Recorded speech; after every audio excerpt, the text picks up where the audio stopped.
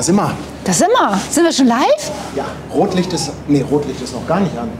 Rotlicht kann ich gleich anmachen, wenn wir nicht mehr. Aber das zu andere sehen Lichtchen sind. hast du an hier live. Ja, unser Live-on-Air-Licht, das haben wir an. Moin, ihr Lieben, hier ist wieder Hamburg Hafen Live. Schön, dass ihr wieder eingeschaltet habt. Da fährt schon ein Schlepper. Hab ich gerade gesehen. Schlepper? Aus dem Blickwinkel da. Ist wieder was los. Also hier ist aber auch immer Action vor der Ja, Tür, den ne? großen Beifang habt ihr gerade schon verpasst. Hier ist immer. Sowas darfst du nicht verraten. Ja, wir sollen ja immer nicht früher starten. Aber es kommt ja immer Beifang, den man verpasst, bevor wir starten. Das ist ja schon normal. Das brauche ich ja gar nicht mehr sagen. Wir machen das demnächst so. Wenn genügend Likes da sind, machen wir Frühstart. Okay. Das ist unsere Art, jetzt die Likes anzuschieben. Ja, aber dann kriegen Bei wir so und so viel Likes gibt es dann Frühstart. Aber dann kriegen wir Ärger, wenn es immer zu früh ist und die Leute sich das auf Termin legen. Kann ich auch ganz verstehen. Genau, ganz genau. Ja, ihr Lieben, schön, dass ihr wieder dabei seid. Die Aida Mar geht raus, macht eine große Karibik-Kreuzfahrt heute. Route habe ich auch vorbereitet, die können wir gleich mal einblenden. Wir haben ja noch einen kleinen Moment Zeit. Ja, vielleicht einmal so ganz kurz vorab. Viele haben uns das natürlich geschickt. Wir haben es auch gleich heute Morgen gesehen. Ihr habt das sicherlich auch in den Medien mitbekommen. Heute Morgen gab es hier im Hafen einen Unfall. Ein Zusammenstoß zwischen einer Hafenfähre und einem Schubverband. Ja, hat wohl ordentlich gekracht bei der ganzen Geschichte. Wir können euch nichts zu den näheren Umständen sagen. Wir können euch auch nur das sagen, was in den Medien stand. Dein Mikro geht nicht, schreibt irgendjemand? Mein Mikro geht nicht. Kann ich mir gar nicht vorstellen. Mein Mikro geht nicht. Doch, mein Mikro geht, oder? Hat die kein Mikrofon? Lass mich mal gucken. Lass mich mal gucken. Dann muss er das gleich alles nochmal erzählen, was er erzählt hat. Wir habt ihn ja gar nicht gehört. Hallo. Doch, mein Mikro geht. Eigentlich soll das gehen, das Mikro. Was sagt denn Remo? Ja, gute Frage. Mic geht, ne? Ja, das geht, alles gut. Ja. Doch, genau, funktioniert. Also,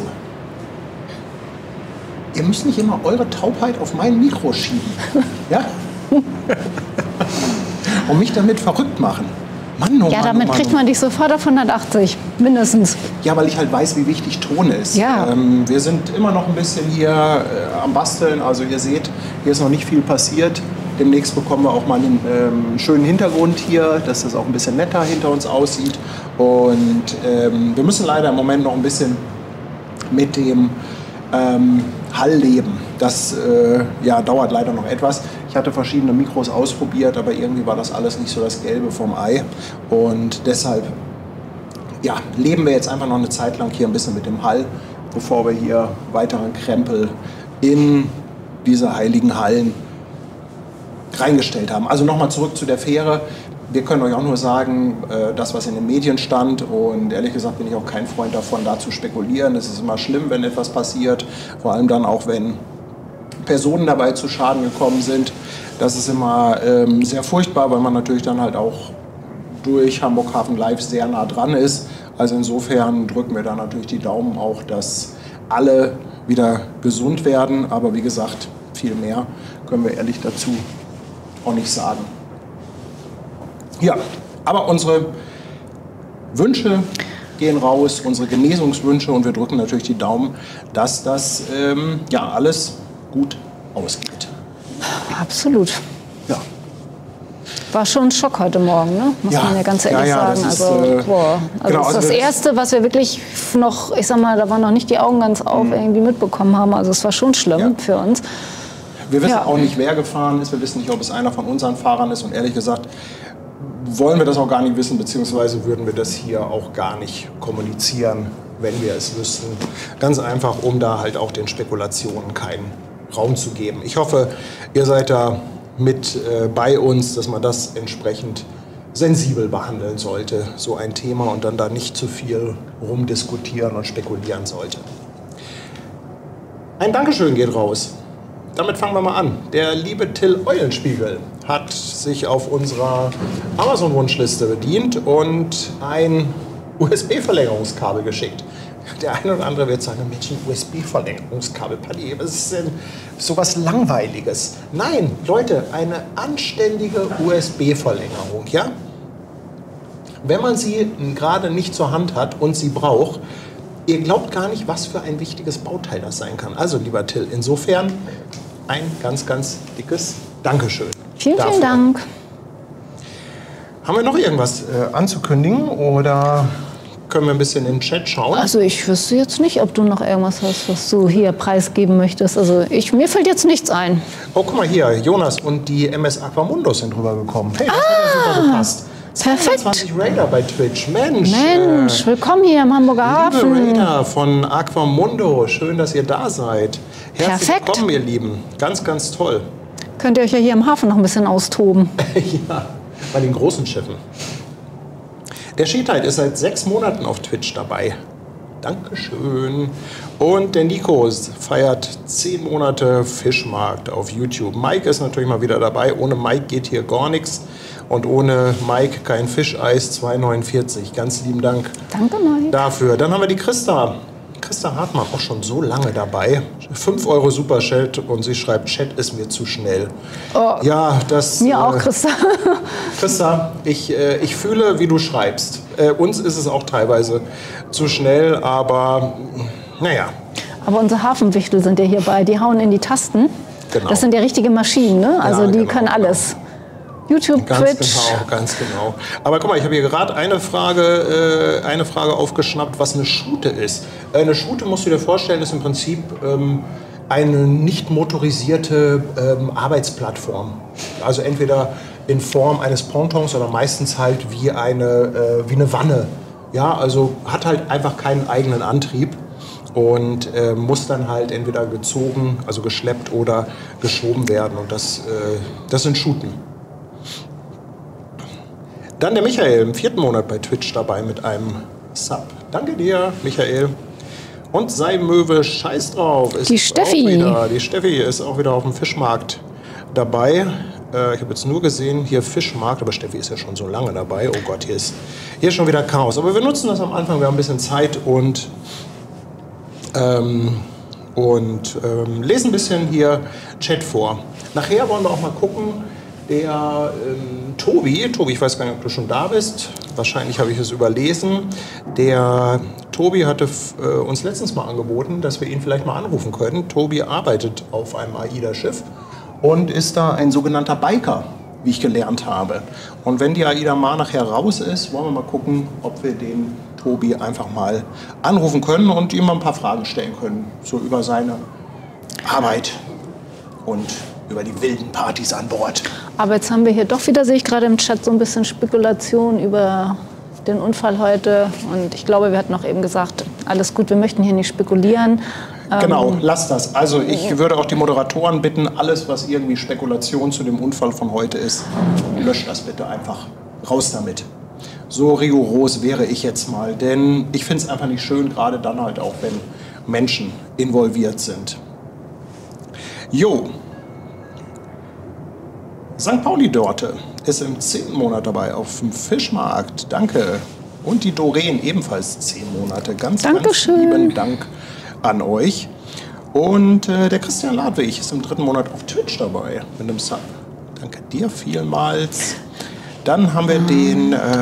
oh Gott, ich bin jetzt schon wieder hier durcheinander. Also Remo sagt, du sollst mal bitte dein Mikro ein bisschen weiter beim Mund platzieren. Geht das? Oder ist es vielleicht zu leise oder meinst du laut? Weißt du, was das Problem ist? Du warst letztes Mal so leise und deshalb habe ich dich, glaube ich, so laut gedreht. Okay. Und deshalb bin ich jetzt, glaube ich, verhältnismäßig leise. Also das immer mit dem Ton?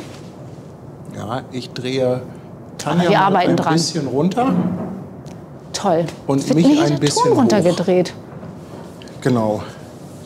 Mir wird die Mitsprache verboten. Ja, weil Seht ihr das? Mal warst du so leise und deshalb habe ich dich, glaube ich, so laut gedreht und das habe ich nicht wieder zurückgenommen. Ich dachte, das wäre alles gut.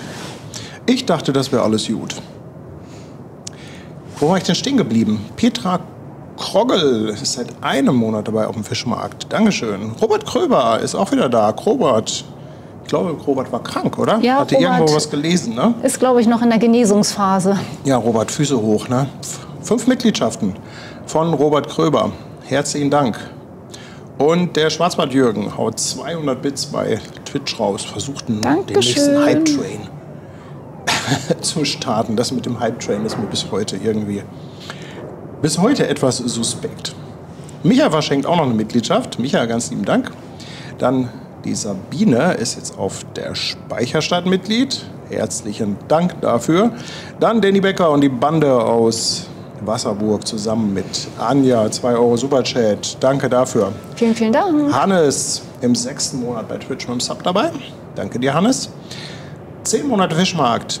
Die Anja, der Hornochse, im 6. Monat bei Twitch dabei, verlängert auch sein Sub. Herzlichen Dank dafür. Petra haut 5 Euro raus per PayPal mit lieben Grüßen. Petra, ganz liebe Grüße zurück. Dann der Michael G., 20 Monate auf Blankenese. Dankeschön. Und der Onkel Roman jetzt auch auf dem Fischmarkt dabei. Hier steht New Member, aber Onkel Roman war doch auch schon mal. Ja, kann auch sein, dass die Anzeige hier spinnt. Egal. Dann haben wir den Detlef, der noch eine Mitgliedschaft verschenkt. Detlef, ganz lieben Dank. Und Josephine seit 11 Monaten mit Grüßen aus Irrlich in Rheinland-Pfalz. Dann haben wir Ungestüm TCG im 3. Monat bei Twitch dabei. Herzlichen Dank dafür. 4 Monate Fischmarkt Steffi auf Kreuzfahrt. Dann haben wir den Tom, der ist in einen Prime-Sub verlängert im 3. Monat bei Twitch. Dankeschön. Und Thorsten und Petra, 14 Monate Fischmarkt. Dankeschön. Guck mal, die liebe Brigitte und der Manuel, die sind nämlich am Dockland und bauen da ihre AIDA-Fanbase auf, ne, mit allem drum und dran. Und ich wollte so gerne noch hingehen und denen heute mal Hallo sagen. Die sind aber leider etwas später gekommen und jetzt habe ich keine Zeit mehr gehabt, dahin zu laufen. Vielleicht schaffe ich das ja nachher noch mal kurz vorbei, aber es ist natürlich von hier zum Dockland auch ein ganz schönes Stück. Ich schau mal. Also wie gesagt, die Fanbase wird schon wieder aufgebaut. Vielleicht hören wir es ja bis hierher. So, jetzt wo wir erstmal die ersten ganzen Spenden und Mitgliedschaften hier durch haben, würde ich sagen, bediene ich mal ein bisschen die Kamera und wir schauen mal, was hier eigentlich los ist. Das Gute ist nämlich, wir können überhaupt mal wieder was sehen. Wir können die Aida Mar sehen. Ich war heute Mittag schon einmal hier im Hafen und ja, da sah das noch anders aus. Da dachte ich, oh Gott, das wird wieder so ein Gespenster-Stream. Da konnte ich die Aida Mar nämlich nicht sehen, war total neblig wieder. Aber mittlerweile sieht das eigentlich ganz gut aus. Und wenn ihr möchtet, kann ich euch mal die Route von der Aida Mar einblenden. Das ist nämlich wirklich eine sehr, sehr schöne Tour. Das geht in die Karibik. Und weißt du, was ich ja so abgefahren finde? Ich meine, 43 Tage, ne? Wahnsinn, ne? Und aber ich denke immer, mein Gott, du steigst hier in Hamburg ein und fährst mit so einem Schiff in die Karibik. Also ich finde so ein Karibikflug, also das ist ja schon lange. Aber du steigst hier ein und fährst von Hamburg in die Karibik. Ich kann das überhaupt nicht glauben. Hat Remo noch was geschrieben zum Ton, ob ich noch mal nachjustieren muss? Ich fahre mal die Route ab hier. Geht natürlich los hier in Hamburg und dann über England, Portland, La Coruna. Dann geht es weiter in den Süden nach Teneriffa, Santa Cruz, rüber in die Karibik, über den großen Teig mit ein paar Seetagen. Und dann geht es Schlag auf Schlag, Bridgetown, Wilhelmsburg, Santa Marta, Santa Domingo, Wilhelmsburg, Ponta Petre, Roseau, Bastere. Wie heißt die Insel? Es geht zu schnell hintereinander. Die sind mit zu wenig Abstand. Auf jeden Fall geht es auf dem Rückweg nochmal in Lissabon vorbei, Cherbourg und dann wieder rüber nach Hamburg. Es müssten so, ja, zumindest nach meiner Route, die ich hier geplant habe, irgendwas um die 12.000 Seemeilen sein. Ihr wisst, so ganz genau ist das nicht, was ich da eingezeichnet habe, aber ich glaube, ein großer. Kann ich kurz fragen, hast du die Route geplant? Also muss Aida noch mal fragen, falls du die änderst. Nein, ich habe die natürlich nicht geplant, aber ich versuche die ja immer hier mit diesem Routenplaner-Tool so ein bisschen nachzuzeichnen. Aber ich weiß dann natürlich nicht ganz genau, wo die langfahren. Aber ich denke mal so auf 500 bis 1000 Seemeilen plus minus wird es schon irgendwie passen. Auf jeden Fall eine schöne Tour. Hätte ich jetzt bei dem Wetter auch riesig Bock drauf. Guck mal, Matthias Mann ist auch da. Ja, mit dem habe ich schon vorhin geschrieben. Ich hatte gedacht, ich musst du den mal wieder schreiben. Den habe ich so lange nicht gesehen. Das ist doch cool. Oder gehört oder überlesen. 18 Monate Speicherstadt. Matze, vielen Dank. Dann der Rob 45 als Fischmarktmitglied. Herzlichen Dank dafür. Schwarzbad Jürgen, nochmal mit 200 Bits. Danke dir, Jürgen. Die Kullerbürste ist auch wieder da. Feiert 11 Monate auf der Reeperbahn. Klasse, Dankeschön. Nilsi, 2 Euro Superchat für Sabbelwasser. Ja, das Sabbelwasser brauche ich, um die Orte so schnell vorzulesen. Du kannst die Kiezmische trinken, vielleicht wird es dann besser. Dann kannst du es ja gleich noch mal probieren. Ich lese dann hier, was piept denn da eigentlich? Das ist das Terminal. Ich kann da ja mal rüberschwenken, weil der AIDA passiert ja noch nicht so viel. Hier auf dem Terminal ist deutlich mehr los. Das sind einfach Warnsignale, wenn sich da hinten irgendwas bewegt. Also teilweise, wenn die Containerbrücken versetzt werden. Ich glaube, das Geräusch eben, das war das typische Geräusch von einer Containerbrücke, die versetzt wird. Ja, auf jeden Fall von Nilsi Sabbelwasser, damit ich schneller sprechen kann. Gab es nicht mal so einen Schnellsprecher Nee, einen Schnellzeichner gab es mal. Gab es nicht bei Dalli Dalli einen Schnellzeichner? Keine Ahnung. Oscar, der Schnellzeichner oder so ähnlich? Den kenne ich nicht, den Vogel. Udo mit 3 Euro per PayPal, Dankeschön. Dann nochmal 10 Euro per PayPal anonym, aber ich glaube, das war der Martin, hat er eben geschrieben. Herzlichen Dank, Martin. Ich hoffe, ich habe das jetzt nicht verwechselt. Manuela verschenkt noch eine Mitgliedschaft. Danke, danke. Dann haben wir den Yannick, 2. Monat dabei. Der Kölner Kai verschenkt noch eine Mitgliedschaft. Caro ist mit 2,49 Superchat dabei und schickt liebe Grüße von Ares. Ach, danke. Ja, liebe Grüße an Ares. Ja, das ist ja auch einer unserer jüngeren Zuschauer. Es freut uns immer sehr. Und die Renate im 10. Monat auf dem Fischmarkt dabei. Ja, ihr schreibt hier Dalli Dalli, Oscar. Oscar war der Schnellzeichner. Das war kein Schnellredner, ne? Okay. Das war irgendwie ein Schnellzeichner. Und die Franzi78 schreibt, dass ihr Bruder für 43 Tage der Lektor an Bord ist. Ist ja auch interessant.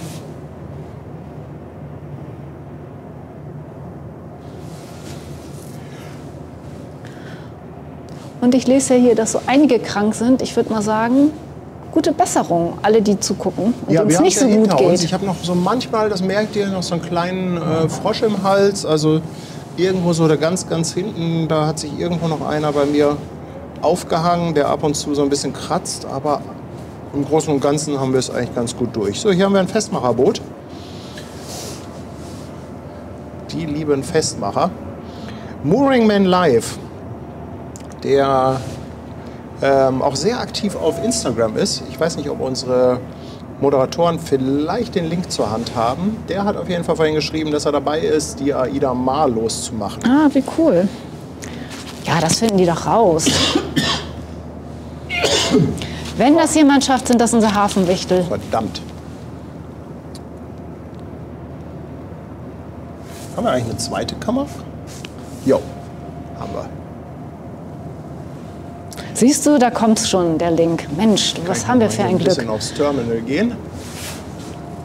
Ich sag schon mal Danke an die Lieben im Hintergrund. Ja, unsere Wichtel. Ganz, ganz lieben Dank.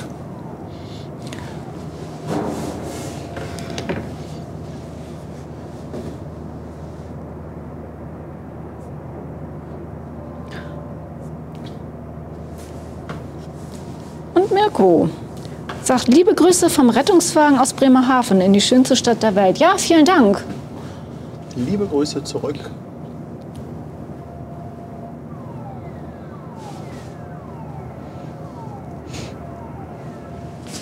Ja, die Geräusche sind irgendwie abgefahren, oder? Willst du mal erzählen, was wir gestern gemacht haben? Was haben wir denn gestern gemacht? Oh Gott, mein Gehirn. Hallo? Wo waren wir denn gestern Abend? Ich stehe irgendwie gerade auf dem Schlauch. Schiff? Oh ja, natürlich, ja. War ja nicht weiter der Rede wert. Nein, nein, also nein. Nein, nicht weiter der Rede wert. Völlig egal. Also gestern waren wir eingeladen bei Hapag-Lloyd auf die, wie spricht man es genau aus, Gdansk oder Danz? Ich glaube, kann das sein, dass man das Auf Deutsch ist es Danzig. Genau. Und der polnische Name ist Gdansk. Aber ich glaube, das G wird nicht mitgesprochen. Also vielleicht kann Danz, da ja... Oder vielleicht nur so ein... Ja, ich glaube, es heißt nur irgendwie... Ich glaube, das G, das lässt man weg, habe ich so irgendwie gestern mitbekommen. Guck mal, Sandra sagt schon. Weil Sandra und Peter waren nämlich auch da. Und es ist immer wieder unglaublich, so ein Schiff zu besichtigen. Also wir sind da ja eigentlich schon angekommen mit so einem Shuttle. Die holen dich dann am Terminal ab. Und sind wir unter den neuen Containerbrücken durchgefahren. Also das ist so ein Erlebnis, das glaubt man überhaupt gar nicht. Und dann kommt dieses Schiff und man sieht nur Wand. Also man fährt mit dem Auto neben so einer riesig hohen Wand lang. großartig war es. Also das glaube ich schon. Ich war ja schon auf einigen Containerschiffen. Ich muss aber sagen, diese 400-Meter-Klasse, es sind überall halt ein paar Meter mehr. Es ist alles so viel größer. Also alleine schon der Weg von der Gangway, bis du im Office bist. Das ist schon ein völlig anderer Schnack als zum Beispiel bei der Valparaiso Express-Klasse. Also das sind wirklich völlig andere Dimensionen.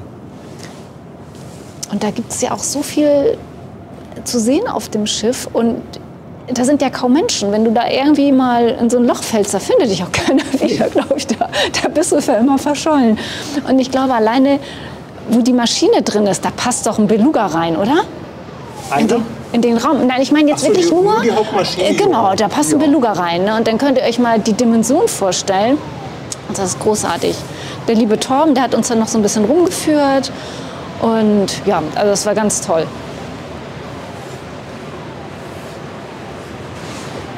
Wir haben schon gesagt, von der normalen Stream, also da seid ihr so dicht dabei, da könntet ihr wirklich fast alles anfassen, aber ich glaube, das wird nichts.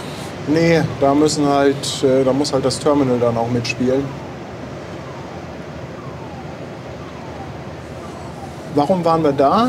Ich bin ja 2016 mit der Valparaiso Express gefahren. Damals auch die Jungfernfahrt. Und der Chief Ingenieur damals auf der Valparaiso Express, das war der Arthur. Ja, und mit dem bin ich seitdem immer so lose in Kontakt. Und ja, der hatte mir dann geschrieben, dass er jetzt quasi die Danz Express übernimmt. Und hat dann gefragt, ob wir nicht Lust hätten. Abends war halt da so ein bisschen, war eingeladen, ne, so ein paar, bisschen irgendwie hier so, ein paar wichtige Leute von der Bergleut waren da, so ein bisschen Vorstand und so weiter. Und, aber es war total nett, aber... Ja, war nett. Also Gab ein paar Drinks, gab ein bisschen lecker zu essen. Das war super. Auf dem Schiff umgeguckt und so, ne? Ja, noch viele von der Mannschaft und so, das Ja. war wirklich echt total toll. Ja, war richtig. Aber man richtig hat so schön. die Frage nicht verstanden, ob du kommen willst, ne? Auf Schiff, ne? Ja, es muss natürlich auch immer alles passen. Aber gestern hat das wirklich sehr, sehr gut gepasst, muss ich sagen. Also das war wirklich echt sehr, sehr, sehr klasse. Ich will noch mal hier, bevor wir das alles überlesen. Ach, der Peter hat übrigens, die waren ja vor uns da, die hatten auch so eine tolle Führung von Torben und die haben erstmal das ganze Schiff auseinandergenommen. Der hat wirklich tolle Fotos gemacht. Also falls ihr ihm noch nicht auf Instagram folgt und da ein bisschen was vom Schiff sehen möchtet, wir haben gar nichts fotografiert, aber da gibt es die guten Bilder. Nee, ich habe keine Fotos gemacht. Ich kannte das ja alles. Also ich habe ja schon so viele Fotos gemacht. Ihr kennt ja vielleicht den Film und den Bildband über die Containerschiffe. Aber für Peter war das natürlich Eskalation pur.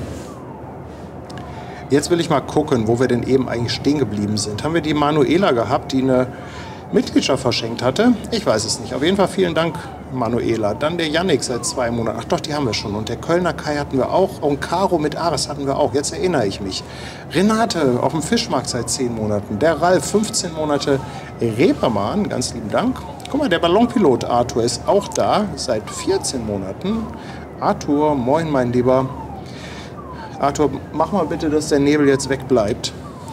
Und dann haben wir ein Prime-Sub von dem Beri, auch schon im 3. Monat. Herzlichen Dank. Und sei Möwe scheiß drauf, hat jetzt abgegradet auf Hamburg meine Perle. Die Steffi immer, ne? Die Steffi immer, ja. Mir war da auch was, eben mal war sie Fischmarkt, ne? Und dann irgendwas. Ja, und Andi, der Sattelschlepper, haut auch noch mal 5 Mitgliedschaften raus. Danke, danke, danke, ihr Lieben. Dankeschön. Ja, das ist echt toll, wie ihr den Kanal unterstützt.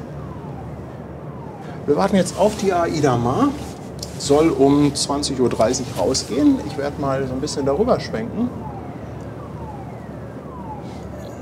Und mal gucken, ob wir was erkennen können. Also, wenn ich richtig hinschaue, würde ich sagen, da sind die Leinen noch dran. Ihr könnt das eventuell auf euren Bildschirm besser erkennen.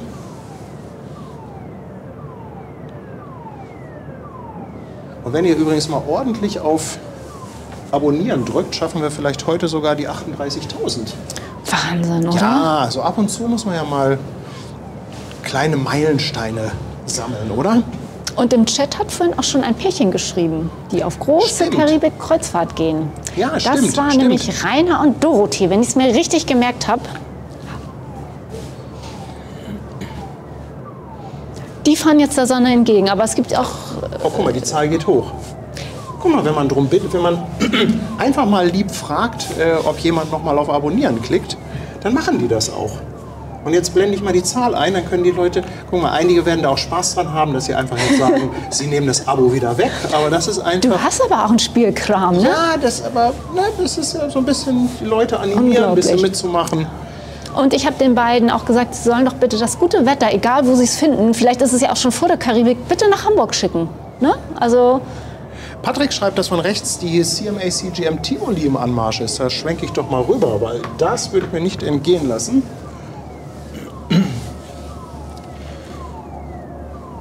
Ich sehe aber noch nichts. Wie weit ist die denn noch entfernt?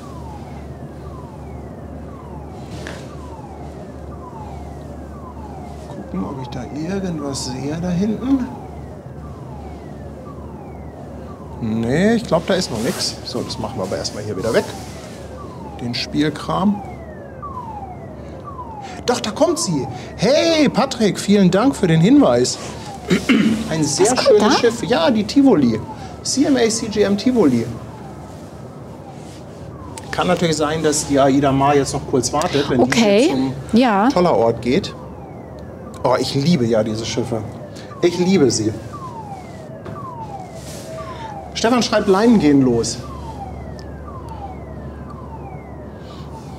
Danke, Stefan. Danke dafür. Harika im 5. Monat mit dem Prime Sub. Herzlichen Dank, Harika. Und der Enrico verschenkt auch noch eine Mitgliedschaft.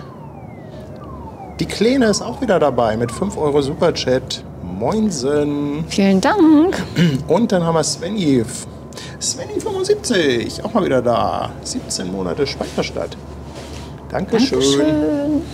Andreas Westphal verschenkt auch noch mal 5 Mitgliedschaften. Dankeschön. Andreas. Wir schaffen das noch mit den 38.000. Guck mal, die haben wenigstens ein bisschen Beleuchtung an auf der Tivoli. Das ist ja noch eine relativ neue Schiffsklasse von... Noch gar nicht. Ja, du wolltest ja meinen Monitor nicht haben. Ich hatte hier extra so einen Monitor für dich. Ja, vielleicht will ich den jetzt doch haben, den Monitor für mich. Dann muss ich jetzt einmal das Kabel hier finden. Baust du den jetzt auf für mich? Ja. Also wenn man dem Das ist der Gästemonitor. Wenn man dem Paddy irgendwas sagt, was mit Technik zu tun hat, dann macht er das dann sofort, macht er gleich ne? Attacke. Wenn das mit anderen Dingen auch so wäre, das wäre ja großartig. Aber ich glaube, das ist ein Wunschtraum. Aber das macht auch nichts. Wenn er eine Sache hat, die ihn begeistert, dann darf er das. So, jetzt war mein Bild kurz weg. Ich hoffe bei euch nicht. Schau mal, den Monitor da hinten, den kannst du dir jetzt holen. Jetzt frage ich mich mal, wo hier ein Monitor ist. Ach, da. Na, das Ja, ist die ja ein relativ Ding. neue Schiffsklasse von CMA CGM. Aber dieser Monitor ist so verkabelt. Muss ich die ganzen Kabel mitbringen oder kann ich die rausreißen? Ja, wenn die Kabel kannst du rausreißen, dann hast du aber auch kein Bild mehr. Wenn ihr mich jetzt hier sehen würdet, naja, besser nicht. Aber guck mal, das ist ja alles fest. Dann zieh doch zieh mal das Getackert. Stromkabel nur raus, unten in der Steckdose. Und dann kannst du das hier wieder reinstecken. Ich weiß, warum ich mich nicht so für Technik interessiere. So, wo hast du denn hier noch eine freie Steckdose? Da muss ich mal gucken.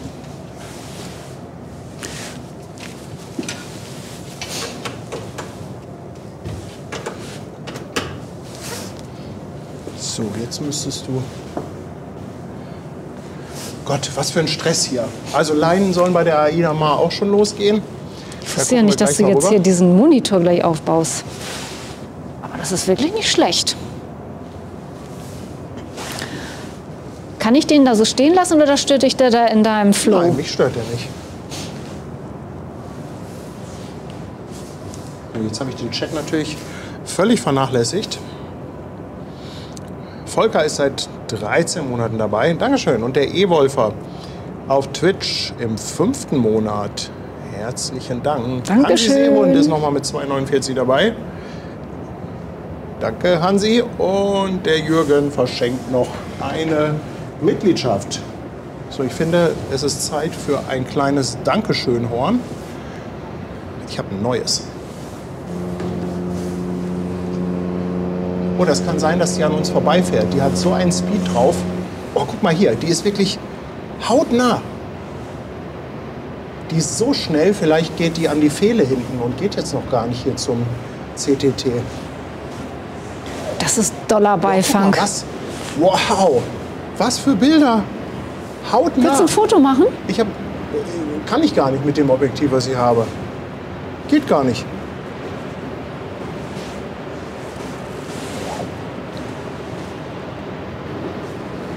Ja, die fährt an uns vorbei. Die geht wahrscheinlich hinten, vielleicht geht die an die Pfähle und muss da warten. Oder vielleicht geht sie auch da hinten zum Südwestkalb, keine Ahnung. Aber vielleicht kommt die denn ja noch wieder.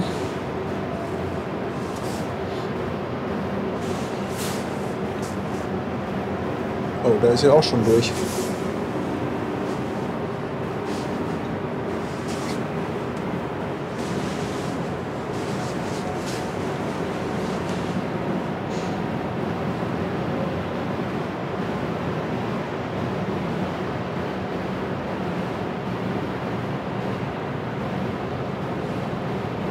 Was für ein Opener.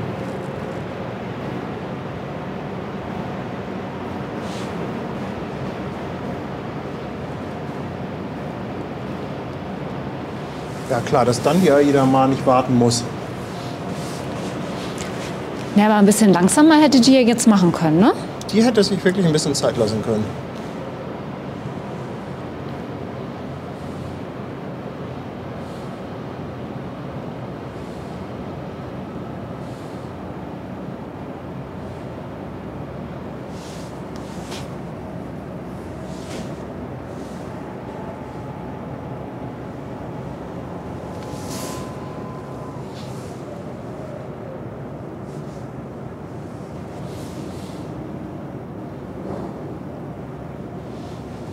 Guck mal, der Remo schreibt dir was. Was denn? Warte.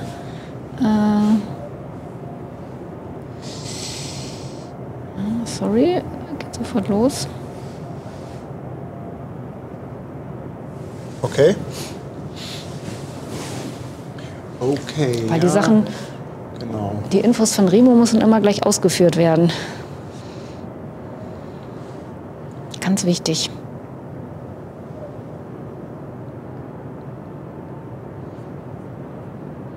Okay. Erledigt.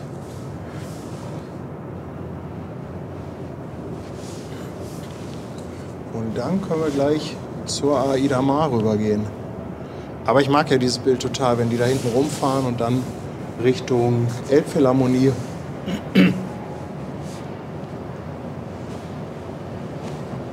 War ein richtig schönes Bild. Na, kriegen wir das noch hin, bevor die AIDA Mar ablegt? Kriegen wir das noch hin?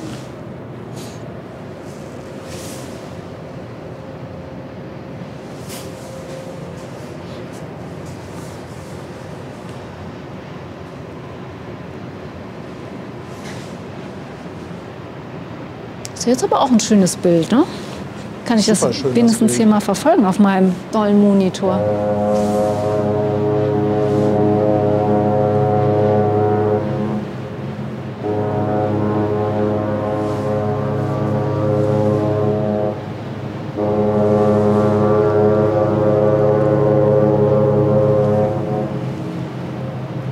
Schlag auf Schlag geht das hier.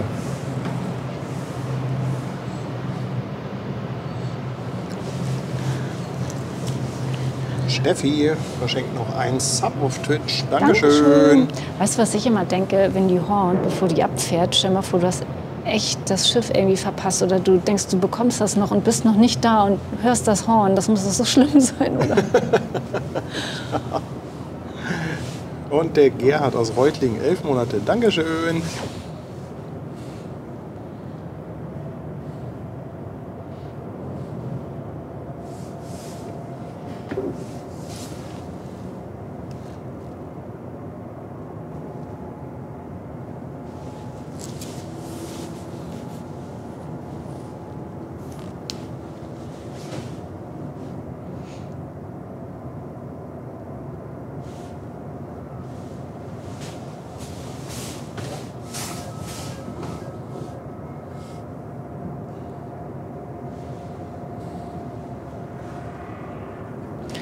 bin ja echt gespannt, ob wir Brigitte hier tatsächlich hören. Vom Dockland? Die hören wir hier. Also ihr müsst nachher mal die Ohren spitzen, dann... Ich denke schon. Florian, herzlich willkommen auf dem Kanal, ein Fischmarkt-Mitglied. Dankeschön. Dankeschön. Underground Style schreibt, natürlich wird gewunken. Bist du mit an Bord? Frage ich mal.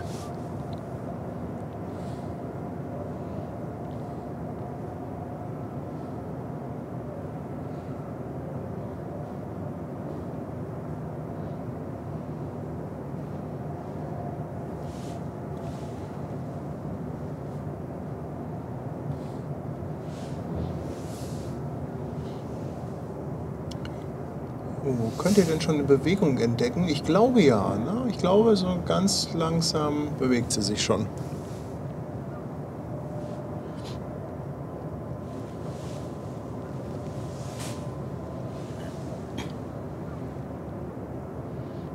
Mr. Soito sagt, Aida Mar, beste Crew. Ist wahrscheinlich auch schon damit gefahren. Oh, cool.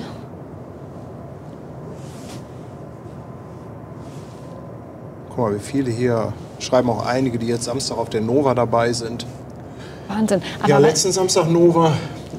also die Geschichte haben wir noch gar nicht erzählt. Können Ja, wir nachher erzähl noch du mal. mal erzählen. Also, wir hatten ja ganz tolle Pläne am Samstag. Es ging erstmal nach Papenburg. Das war ja auch alles gut. Aber es fing ja in Papenburg schon an mit dem Nebel. Nebel, falscher Standort, Umzug, hin und her, wer es gesehen hat. Und dann haben wir gesagt, okay, wir machen noch die Nova. Weil wir hatten Sandra und Peter vom Team auch hier, Schwester Hansen, ja. Und dann sind wir alle, haben uns aufgemacht, schön zu Deck 7. Wir kamen ja aus allen Richtungen, Paddy aus Papenburg, Sandra und Peter von der A7, aus Richtung Waltrop, Anja und ich aus Othmarschen, so. Ja. Wollten hier eine richtig schöne kleine Genau. Decksparty Haben machen. gedacht, so Mensch, wir machen mal was Schönes mit dem Team, das ist doch toll, auch mal für die Zuschauer. Und wie Sie sehen, sehen Sie nichts. Es war hier so neblig, ihr könnt es euch nicht vorstellen. Das ging nicht, konnten das nicht machen. War kein Durchkommen. Wir hatten das ja schon vor ein paar Wochen, als Ben auch hier war. Da war das ja auch so schlimm und das war mindestens genauso, wenn nicht noch schlimmer. Es war noch schlimmer. Also ihr hättet weder Beifang noch irgendwas gesehen. Also wir haben echt überlegt, aber es werden höchstwahrscheinlich nur ein paar Lichter, die vorbeiziehen. Ja. Das ist ja und, immer so, wenn man das sich was war Schönes dann, ausdenkt, dann ja. Ja, das naja. war dann doch irgendwie ein bisschen Dann haben wir abgebrochen und sind zum Italiener. frustrating. Ja, was willst du machen, ne? Aber das war echt doof. Also haben wir uns echt gefreut. 2 Euro nochmal von Asterix. Und Asterix ist jetzt seit 49 Jahren dabei. Seid dabei? Seit 49. Nein, alt. Alt. 49 Jahre alt. 49 Jahre und 364, dann hast du aber heute gar nicht Geburtstag, Asterix. Ne? Morgen, würde ich sagen. Morgen oder übermorgen. Aber weißt du, was ich glaube, warum auch sehr viele Leute eine Kreuzfahrt machen? Dieses Gefühl, wenn du dann an Bord bist und dann losfährst, das muss doch so unglaublich sein, gerade auf so einer weiten Reise. Ich meine, du siehst so, die Leinen gehen los und du so legst ab. Das muss so toll sein, dieses Gefühl, oder? Ich glaube auch, dass das so der tollste Moment ist, gerade Ja. wenn du natürlich jetzt auch so eine lange Reise machst. Da musst du doch so ein Bauchkribbeln haben, weißt du, weißt genau jetzt. 1,5 Monate sind die jetzt ungefähr Ja, unterwegs. weißt du, jetzt geht's los und dann gibt's ja auch kein Zurück mehr. Wenn das Schiff erstmal los ist, ist es los, ne? Dann, ne? Also jetzt könnte man vielleicht noch ins Wasser springen. Ja, gut, aber ob das so sinnvoll ist, das würde ich eher nicht sagen. Ich würde das auch nicht machen. Denn lieber bis zum nächsten Hafen warten. Ja.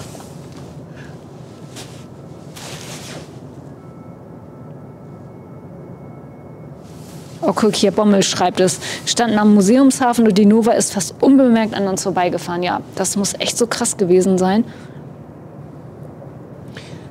Ja, ich dachte mir dann, wir hatten schon mal so einen Stream, wo man so gar nichts gesehen hat. Und ja, Es war so ja auch in mal- Papenburg nicht so dieses Optimale, ne? Und Mal ist das dann ganz witzig, so ein Stream. Und ja, es ist dann irgendwie natürlich auch ein willkommener Anlass, um sich ein bisschen lustig zu machen über die ganze Situation. es wäre halt wieder Podcast-Style gewesen. Aber allerdings halt mit Team, ne? Aber pff, ja. Aber nach dem Nebelstream in Papenburg dann abends noch mal so ein Nebelding, da war ich dann... Nee, da war ich dann auch so ein bisschen frustriert, muss ich gestehen. Ich habe ja mit Schwester Hansen gesagt, wir machen das, aber ja.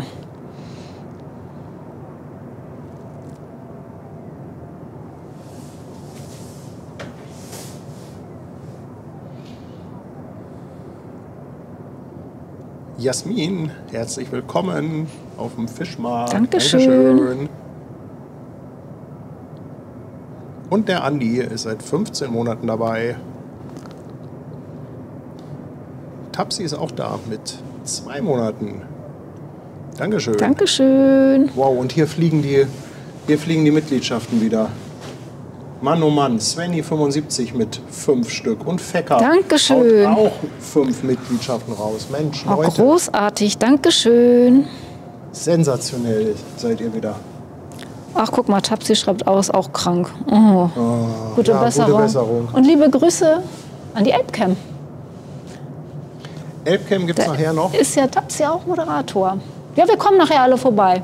Schicken euch wieder rüber. Weil da könnt ihr die Schiffe dann ja auch noch mal sehen. Das ist ja auch toll. Ich mache das ja auch immer, wenn wir rechtzeitig zu Hause bin, dann mache ich mir den Computer an und setze mich davor und warte, bis das Schiff noch mal kommt. Ich liebe das. Jetzt geht's los. 43 Tage oder 43 Nächte sind das, glaube ich. Ne? 44 Tage, 43 Nächte.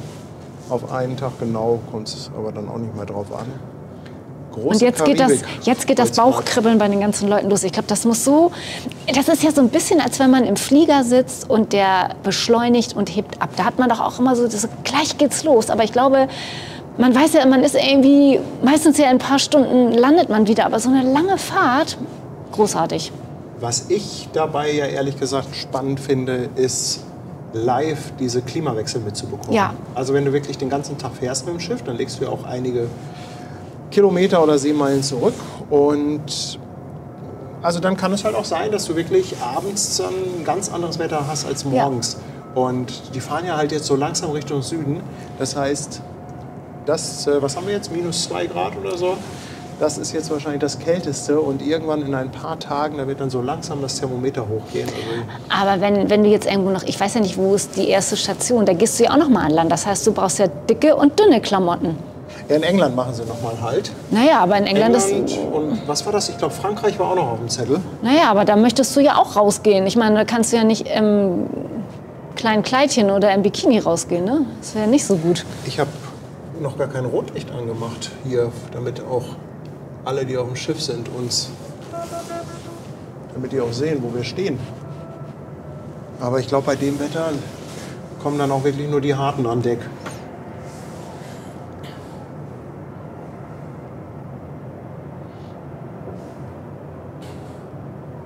Guck mal, Chris schreibt auch, und die Zeitunterschiede, man muss jedes Mal die Uhr umstellen. Das war auch sehr interessant bei der Fahrt, die ich über den Atlantik gemacht habe. Erzähl das mal mit der Uhrzeit, ne? Das war doch echt abgefahren. Ja, was heißt abgefahren? Also, es wird quasi immer vorgegeben, was nächsten Tag die Uhrzeit ist. Manchmal ist es halt so, dass du einen Tag, also du stellst fast jeden Tag eine Stunde die Uhr, manchmal auch keinen. Und manchmal passt das auch gar nicht hundertprozentig mit der Zeitzone, in der du gerade bist. Es wird halt immer so gemacht, dass es am Ende der Reise, am Ziel, da wo man ankommt, dass es da dann wieder passt. Und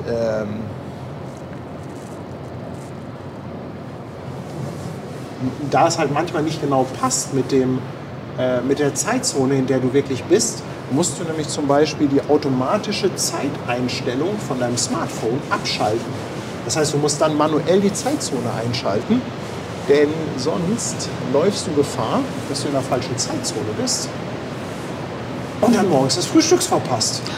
Und das wäre natürlich ein Drama. Nein, das geht ja nicht. Das geht natürlich gar nicht. An was man alles denken muss, ne? Es ist doch verrückt. Das ist Wahnsinn. Holgi schickt 2 Euro Superchat. Er sagt, bucht doch und macht einen Livestream auf der Fahrt. Ja, die Idee steht ja im Raum, dass wir mal mit Fabian eine Kreuzfahrt machen. Ja. Naja, du eher, ne? Also 2 Bielefelder auf Kreuzfahrt. Ronos schickt auch noch mal 5 Euro Superchat. Dankeschön.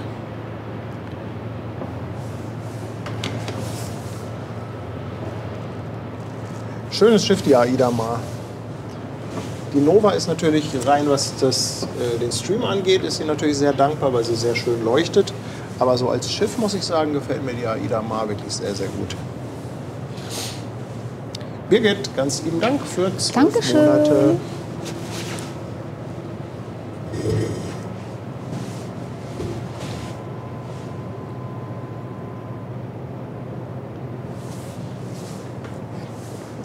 Und auch danke nach Hessen, an den Hessenblitz. 10 Euro Superchat, Dankeschön. Dankeschön.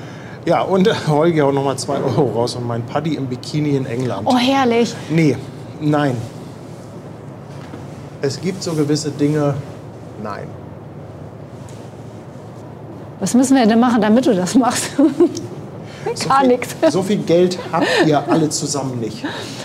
Ja, mit Geld kann man dich dann vielleicht nicht bestechen. also das muss ist dann irgendwas anderes sein. So viel Geld gibt es nicht auf der Welt. Naja, so schlimm wäre es ja nun auch nicht.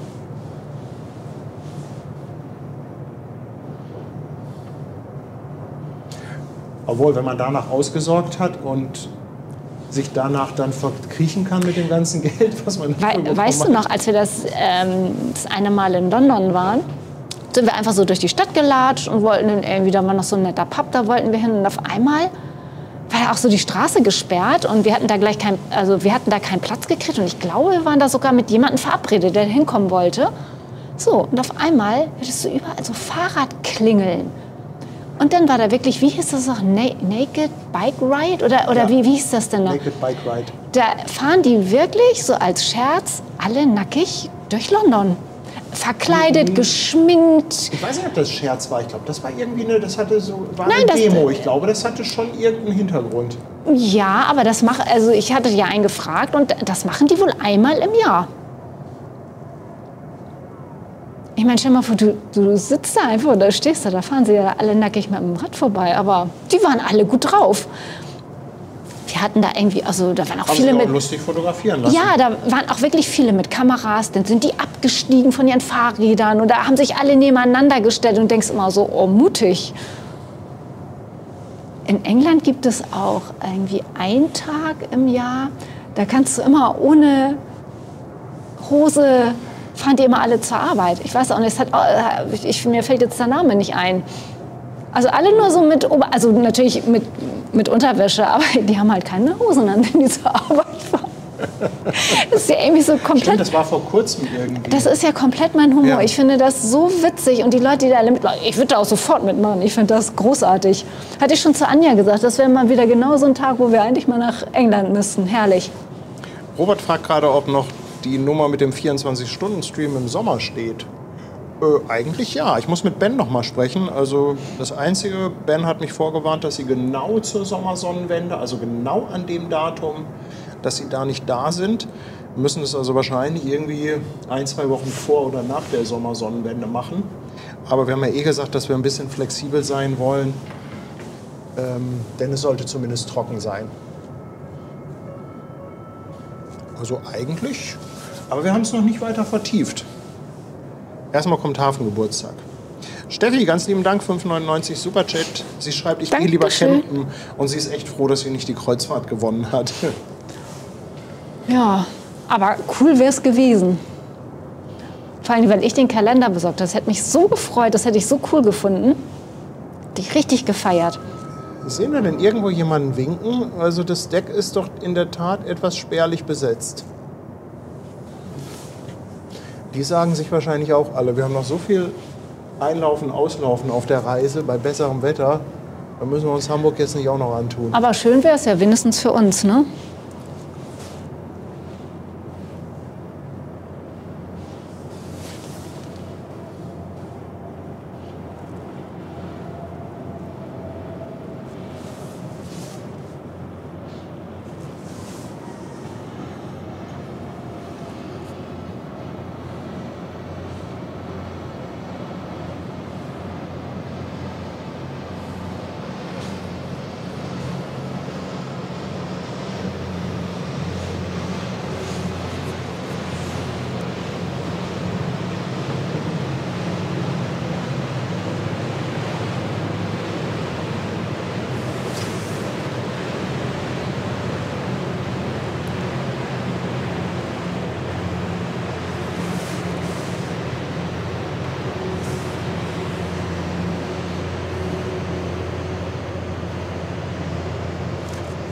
Unter dem Logo sind Rainer und Dorothee, schreibt Kicks gerade.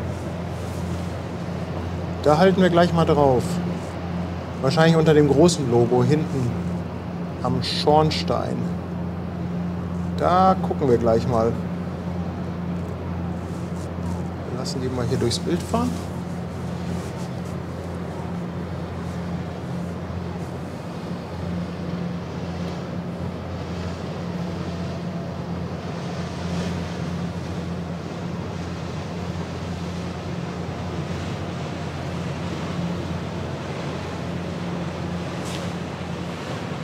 Auf dem Monitor oben läuft wieder nicht Hamburg Hafen live. Ach Mensch.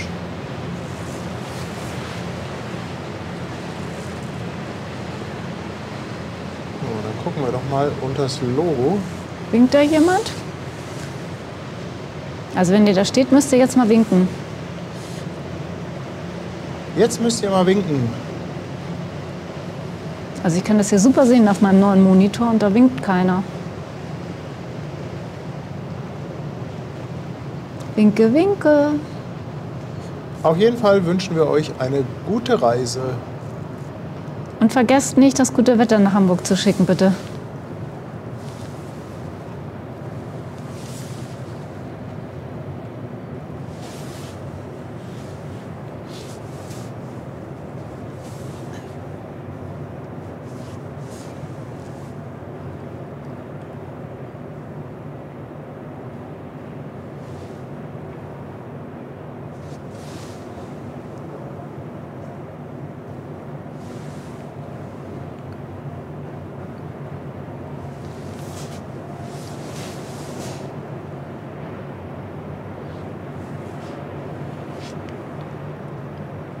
Weißt du, ob man bei der Reise auch ein- und aussteigen kann? Ist das auch wieder so eine, Das weiß ich nicht.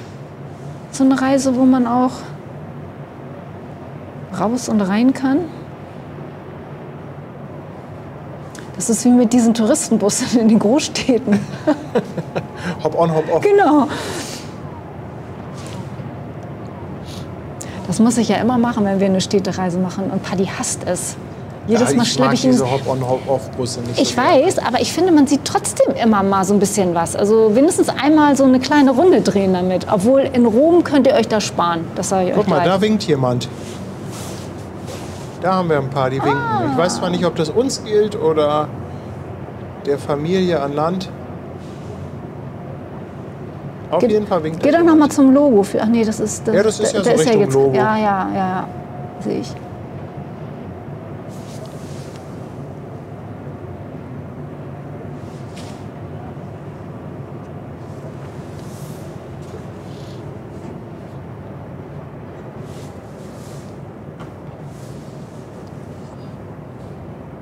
Postbühl hat gerade ein neues Geschäftsmodell entdeckt. Hop-on, Hop-off Kreuzfahrt. Also Fabian, wenn du jetzt zuhörst, wie wär's denn damit mal? Mach dir mal Gedanken.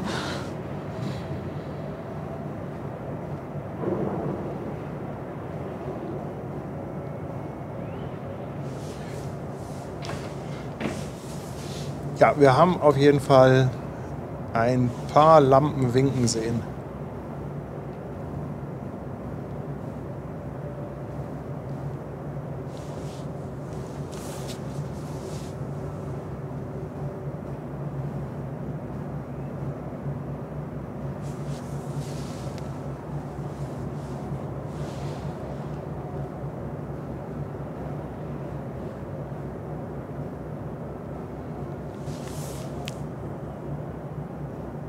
Andi Schnitzer sagt, tja, von Brigitte war nichts zu hören. Nee, das kommt noch.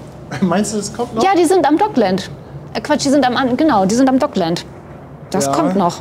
Da müssten die gleich. Haben die gleiche in Einsatz. Eben.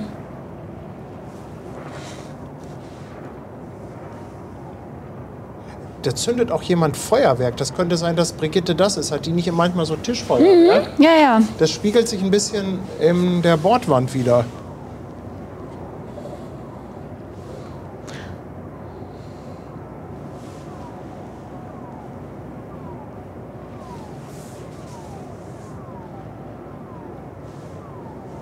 Vielleicht hören wir was. Das wäre doch was.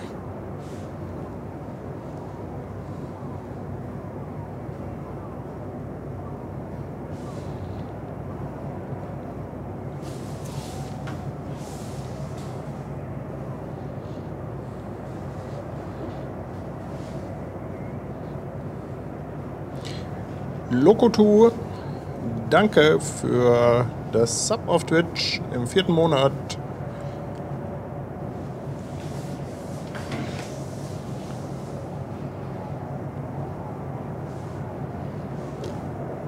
Wir hören ganz angestrengt. Gleich müssten Sie doch auf Höhe sein, ne? Bitte? Gleich müssten Sie doch da Jetzt sein. müsste Ne? sie eigentlich... Kann natürlich sein, dass der Wind ungünstig steht. Patrick hat noch die Atlantic Sky bei der Elfi entdeckt. Wow, ist ja richtig Attacke hier. Ja, Wahnsinn. Ich habe gar nicht mit gerechnet, dass wir noch so viel Beifang haben. Wir wollten gerne den Tobi mal anrufen, wenn die AIDA weg ist. Ich hoffe, das klappt.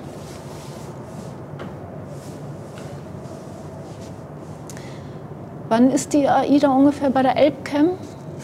So anderthalb anderthalb Stunden Stunden, immer ne? so circa. Ja. Ja, und die Maersk Newcastle, die ist auch noch unterwegs. Stimmt. Also ein bisschen was kommt da noch.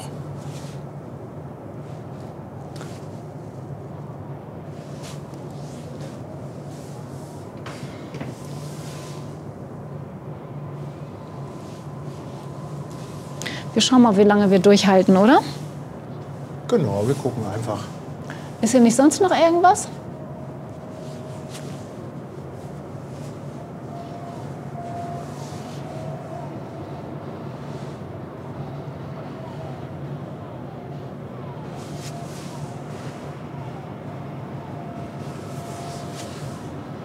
Da fährt sie erstmal hin. Nee, Brigitte haben wir heute echt nicht gehört. Zu weit weg. Okay. Geht ja gar nicht. Stream ohne Brigitte.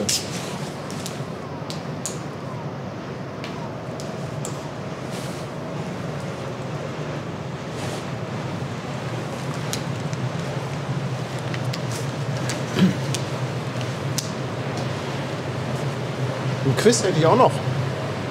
Mensch, was du alles gedacht hast. Ja. Und wenn wir ganz lange durchhalten, geht auch noch die Costco Shipping Galaxy raus, die direkt gegenüber liegt. Wann geht die denn raus? Also vielleicht kann noch mal jemand von euch nachschauen, aber heute Mittag stand die noch drin für 22:30 Uhr. Das ist der dicke Klopper, ne? Ja, genau, die liegt ja direkt hier gegenüber am Terminal. Vielleicht mag ja jemand mal nachschauen, ob die immer noch auf 22:30 Uhr steht. Ja, das wäre natürlich cool. Das wäre natürlich echt cool. Mal schauen, ob wir so lange aushalten. Ja, wir haben ja ein bisschen was. Gleich rufen wir erstmal den Tobi an.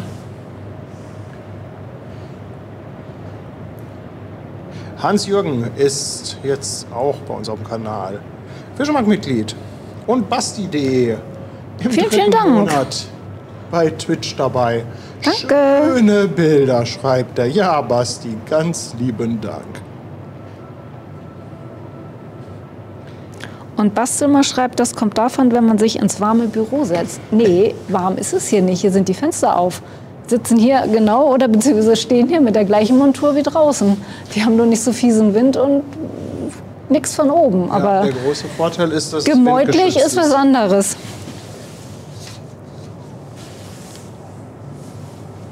Aber manchmal ist ja auch Brigitte hier in der Nähe. Wir haben die ja schon ein paar Mal gehört, ne?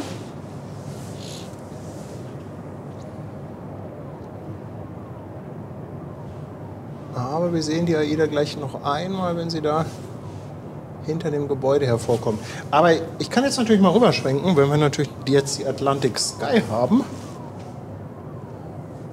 Dann gehe ich doch mal rüber und mache mal einen U-Turn mit der Kamera. Gucke mal, was wir da hinten so haben. Oh ja, da kommt noch ein schwarzer Adler auf schwarzem Grund. Die Atlantic Sky. Eine schwimmende Garage. Oh, das ist jetzt aber echt grau in grau hier. Wookie hat es auch nochmal geschrieben. 22:30 Uhr geht die Galaxy raus. Dankeschön. Abgefahren haut nochmal 2 Euro raus und sagt, für Brigitte aus der Dose. Ja, das können wir natürlich mal machen. Ich habe doch Brigitte tatsächlich in der Dose. Die kommen hier gleich in die...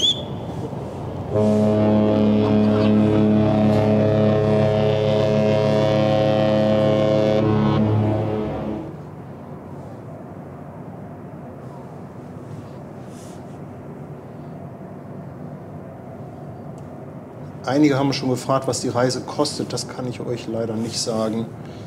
Vielleicht mag das mal jemand googeln. Andrew, auch an dich herzlichen Dank. 5 Euro Superchat. Und er schreibt, ich kämpfe mit einer Angststörung, aber eure Streams sind so beruhigend und bringen mir so viel Freude. Ach, das freut uns. Oh, das freut uns richtig. Das freut uns sehr. Viele liebe Grüße. Schön, dass du zuschaust. 12 Monate, ein Jahr, der Carsten auf See. Dankeschön. Kann das sein, dass der auch auf der AIDA ist? Ich glaube, Sandra hatte eben sowas geschrieben. Das weiß ich jetzt nicht. Und der Volker, 5 Euro Superchat. Und er schreibt übrigens herzlichen Glückwunsch zu den 39.000. Volker, leider nicht ganz. Es sind 37.979. Also wenn, dann schaffen wir es höchstens auf die 38.000. Aber vielleicht mag ja noch der ein oder andere Dankeschön sagen für den Kanal und mal auf den Abo-Button klicken. Eigentlich mag ich das immer nicht so um Likes und Abos betteln, aber wenn man so immer eine Zahl hat, so ein rundes Ding, dann finde ich... Dann freut man sich, oder? Ne? Katrin schreibt, Hamburg Hafen Live ist die beste Therapie. Ja, wir freuen uns ja total, wenn wir irgendwie nur ein paar Leute damit glücklich machen können. Ich meine, da haben wir alles richtig gemacht.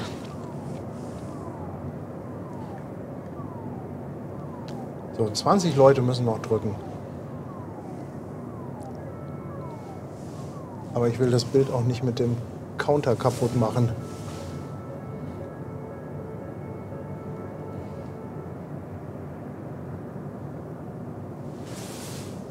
Hätte ich natürlich auch noch ein bisschen kleiner machen können.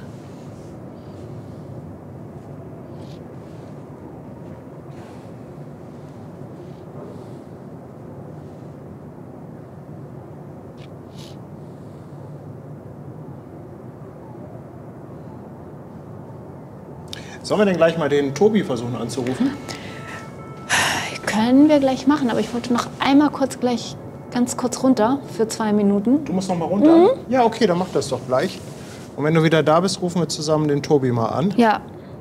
Also wer das nicht mitbekommen hat, der Tobi, der hat in einer der letzten Sendungen angeboten, dass wir ihn mal dazuschalten können. Tobi arbeitet bei AIDA, geht auch im März wieder auf eine Tour und ist dort sogenannter Biker, unter anderem für Durchführung und Organisation von Landausflügen zuständig. Und wir haben gesagt, du, warum nicht? Wenn wir mal ein bisschen Leerlauf haben und gerade nicht so viel Schiffsverkehr, dann ist es doch super, da mal ein bisschen reinzuschnuppern und mit ihm zu schnacken. Und heute hat er gesagt, wird das ganz gut bei ihm passen. Gut, dann warten wir mal darauf, dass Tanja, die wollte noch mal irgendjemand treffen. Du wolltest noch mal zu Brigitte, oder? Genau, die kommen ja noch vorbei Genau, gleich. Die wollten noch mal zu Brigitte. Und wenn die wieder da ist, dann rufen wir mal den Tobi an. Dann brauche ich gleich mal die Karte. Die Schlüsselkarte, ne? Gehe ich nämlich jetzt mal gleich. So, einmal mein Mikro. Ja. Wenn es bis unten gehen würde, würde ich euch mal einmal pfeifen. Hochschicken.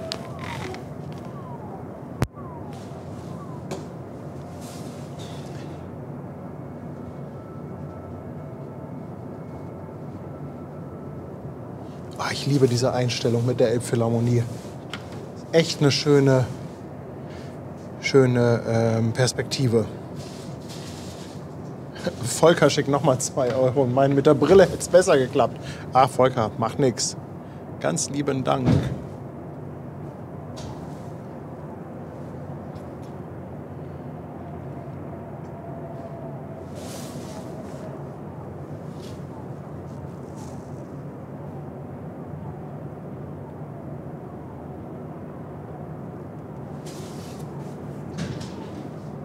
da ist sie schon wieder.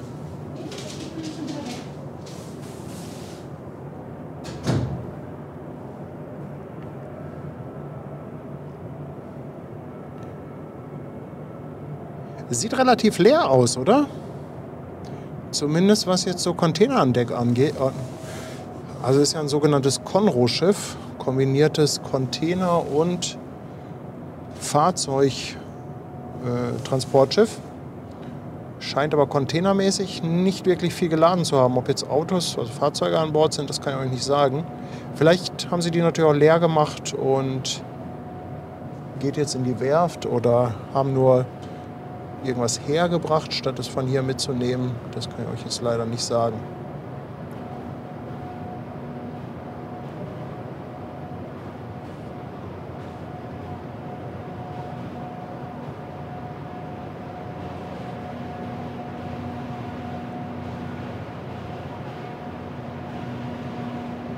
Oh, da im Hintergrund seht ihr die Costco Galaxy, die um 22:30 Uhr rausgehen soll.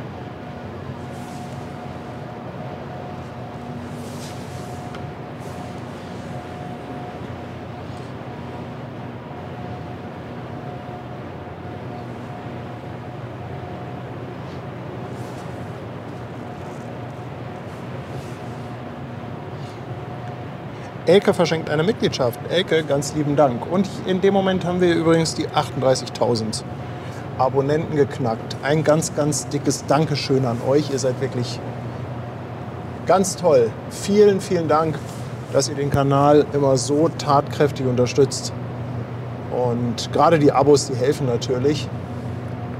Denn das ist ja immer so eine Zahl, auf die geguckt wird. Sowohl von Seiten des Algorithmus, aber auch wenn man mal einen Partner sucht oder mit jemandem gemeinsam etwas machen möchte, die gucken immer als erstes darauf, wie viele Follower haben die und entscheiden dann, ob man würdig ist oder nicht.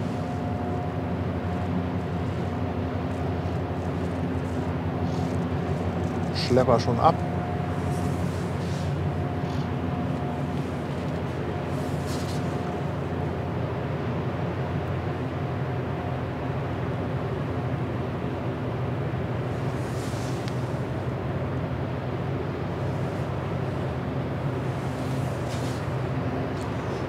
Und dann düst die Atlantic Sky der Aida Mar hinterher. Oh, da wird es an der Elbcam nachher auch noch mal richtig krachen. Wobei das natürlich sein kann, dass hier die Atlantic vielleicht ein bisschen sehr dunkel sein wird an der Elbcam.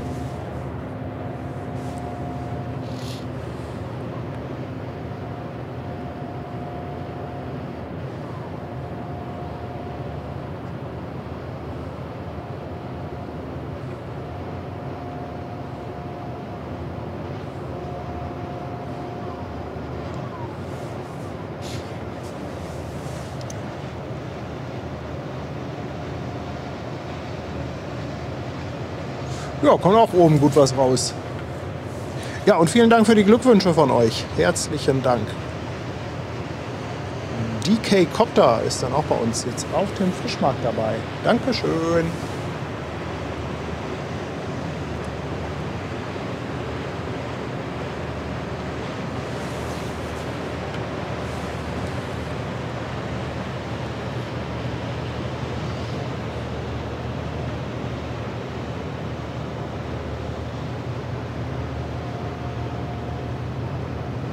Hans-Jürgen lässt auch noch mal 2 Euro da. Dankeschön. Und der Dichter, unser Markus.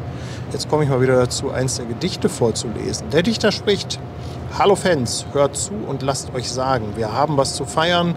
Fest in diesen Tagen. Hamburg Hafen Live besuchen auf Twitch schon 18.000 Leute und auf YouTube sind es schon 38.000 bis heute. Drum, Freunde, hoch die Tassen und Paddy und das Hamburg Hafen Live Team hochleben lassen. Und wieder sagen wir Dankeschön dem Hamburg Hafen Live Team für diesen tollen Abendstream. Markus, herzlichen Dank für deine schönen Gedichte immer wieder. Und Hans-Jürgen lässt auch noch mal 2 Euro da. Hans-Jürgen, Dankeschön. Boah, da kommt aber ordentlich was raus oben aus dem Schornstein.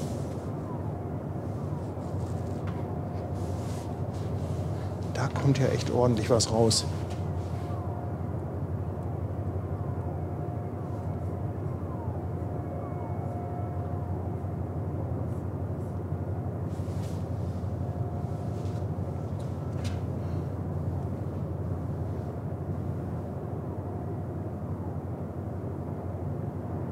Maersk Newcastle ist noch unterwegs, wenn ich das richtig in Erinnerung habe. Und dann hätten wir die Costco Galaxy, die um 22:30 Uhr rausgeht. Ich hoffe, das bleibt dabei alles.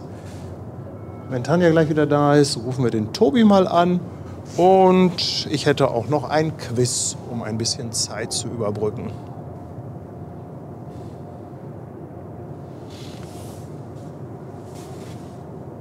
Irgendwie sieht das da hinten auch am Himmel ganz schön schmutzig aus, oder?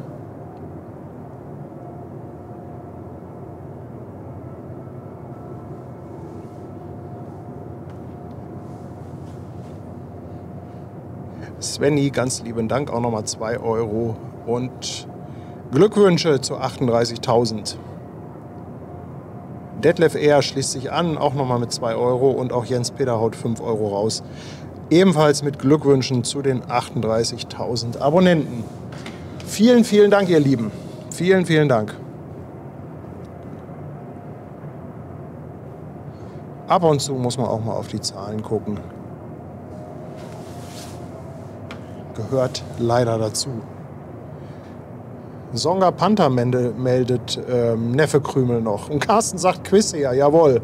Ja, mit dem Quiz, eigentlich wollte ich ganz gerne erstmal den Tobi anrufen. Das hat mir Tanja jetzt gerade so ein bisschen auf die Bank geschoben.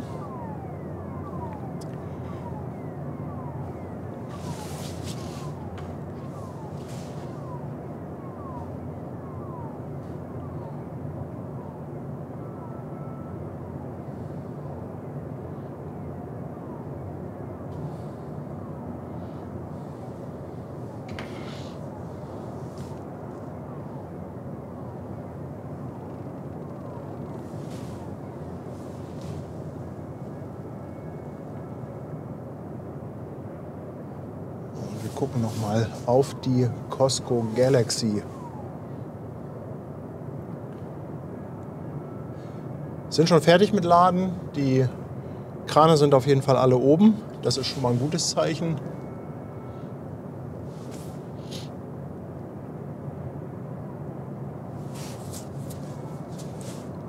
Das heißt, das könnte dann wirklich um 22:30 Uhr losgehen.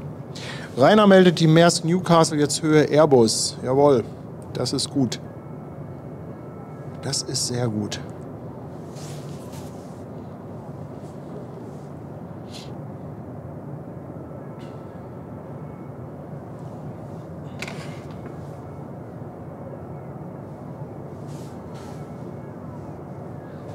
Und aus dem Kölbrand kommt auch noch was. Die Elbinsel.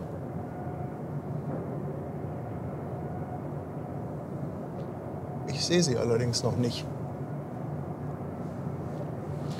Ich sehe sie noch nicht.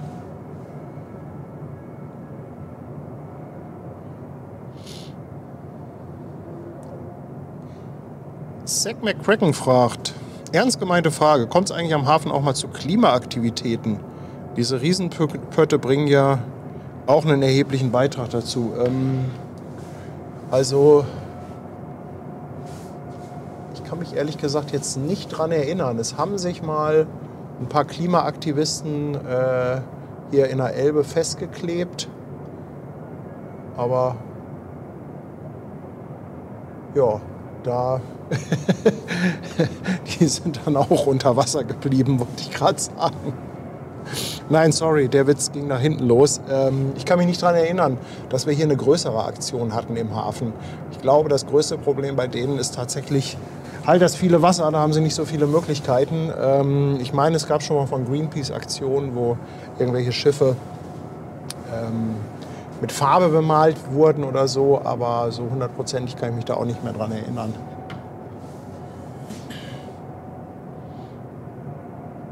Onkel Roman sagt, ich habe das noch nicht so kapiert. Ist Schwester Hansen eine Moderatorin?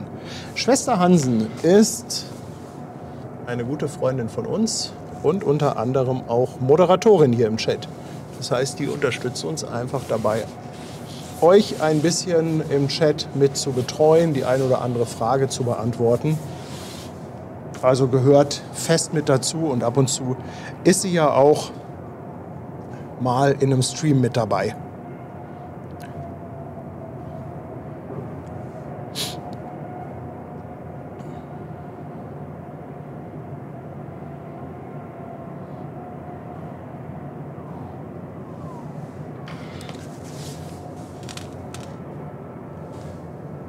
Wo ist denn die Elbinsel im Kühlbrand?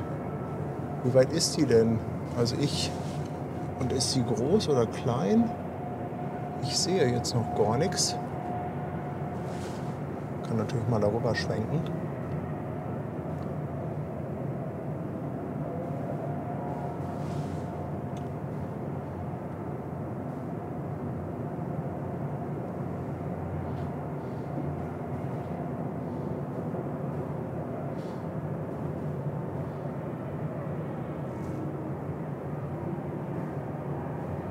Also da habe ich sie jetzt nicht entdeckt. Da im Hintergrund müsste übrigens die Gdansk Express liegen. Oder die Evergreen ist es. Da liegt, glaube ich, auch noch eine Evergreen, Everaim oder so.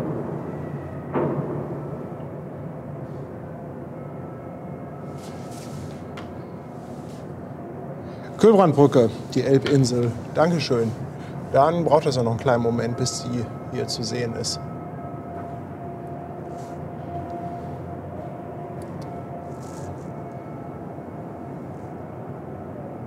Kühlbrandbrücke haben wir da. Also könnte sein, dass wir sie dadurch bei der Einstellung gleich sehen. Wo bleibt denn Tanja? Mensch.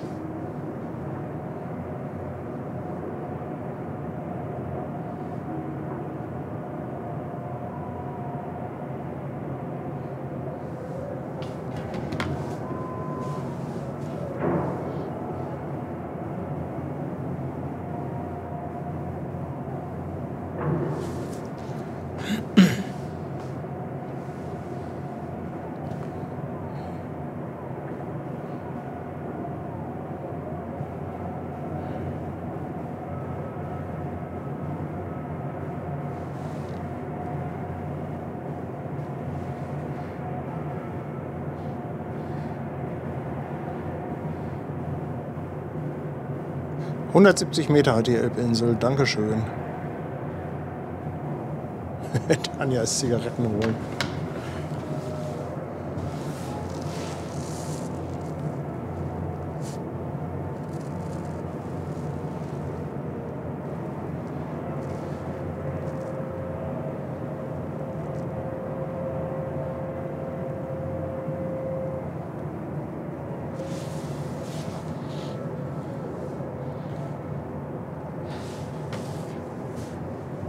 Fotograf Markus Weber, 2 €. Und er sagt, auf die nächsten 38.000. Ganz lieben Dank.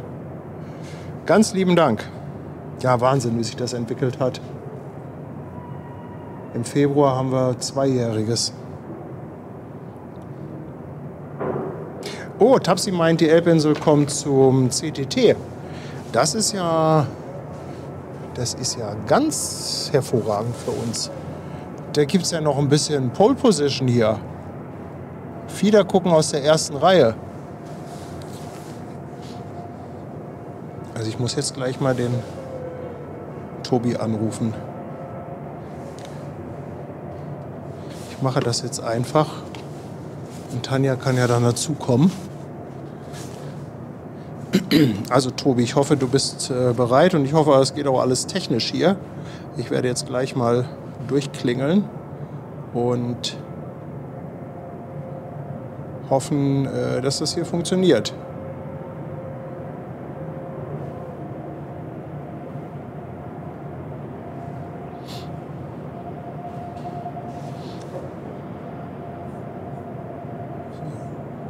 Erstmal gucken, ob ich hier überhaupt verbunden bin mit meinem Teil. Telefon einsetzen.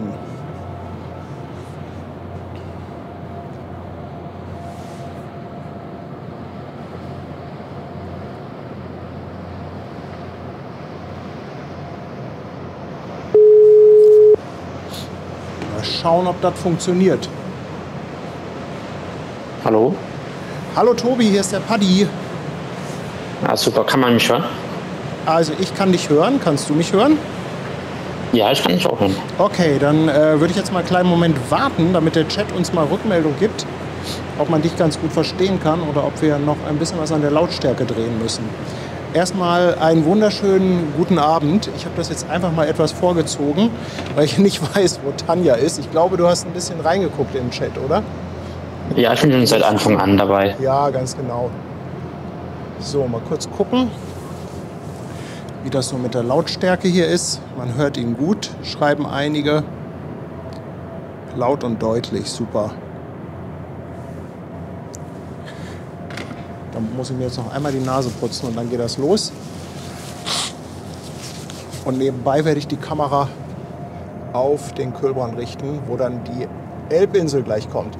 Tobi, du bist bei AIDA beschäftigt. Ist das richtig? Genau, ja. Ist das, muss man sich das wie eine freiberufliche Tätigkeit vorstellen? Weil das geht ja, glaube ich, immer so von Reise zu Reise oder Vertrag zu Vertrag. Wie genau muss man sich das vorstellen, wenn man da so Teil von der Crew ist? Also bei uns gibt es halt zwei Vertragsarten, sage ich jetzt mal so. Also bei uns gibt es halt einfach einen Festvertrag und auch einen Saisonvertrag quasi. Bei mir ist es jetzt so der Fall, ich fahre halt einfach einen Saisonvertrag, bin jetzt einfach für die Zeit, wenn ich jetzt auf dem Schiff bin, halt bei AIDA halt quasi angestellt. Und wenn ich dann halt zu Hause bin, bin ich dann halt einfach Freiberufler, sage ich jetzt mal so. Mhm. Und das geht dann halt meistens über Monate. Also wir bleiben nicht nur eine Reise da, sondern halt für 2 Monate halt durchgängig auf dem Schiff. Und was genau machst du jetzt da? Du hast letztens was erzählt von einem Biker. Magst du das mal ein bisschen erklären? Genau. Also unter einem Biker stelle ich mir natürlich jemanden auf einer Harley mit Kutte vor.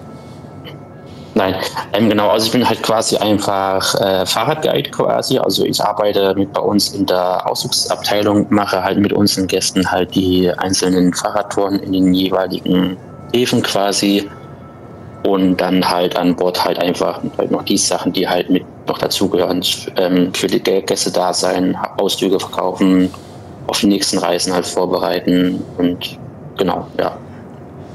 Wie musst du denn so deine Ausflüge vorbereiten? Ist das so, dass es da quasi, sag ich mal, was fertig Ausgearbeitetes gibt, dass man sagt, also man weiß ganz genau, ihr kommt jetzt in den Hafen so und da wird dann der und der Ausflug angeboten, oder hast du da als Guide, sag ich mal, eine gewisse Freiheit und eine gewisse Kreativität, die du da mitbringen kannst?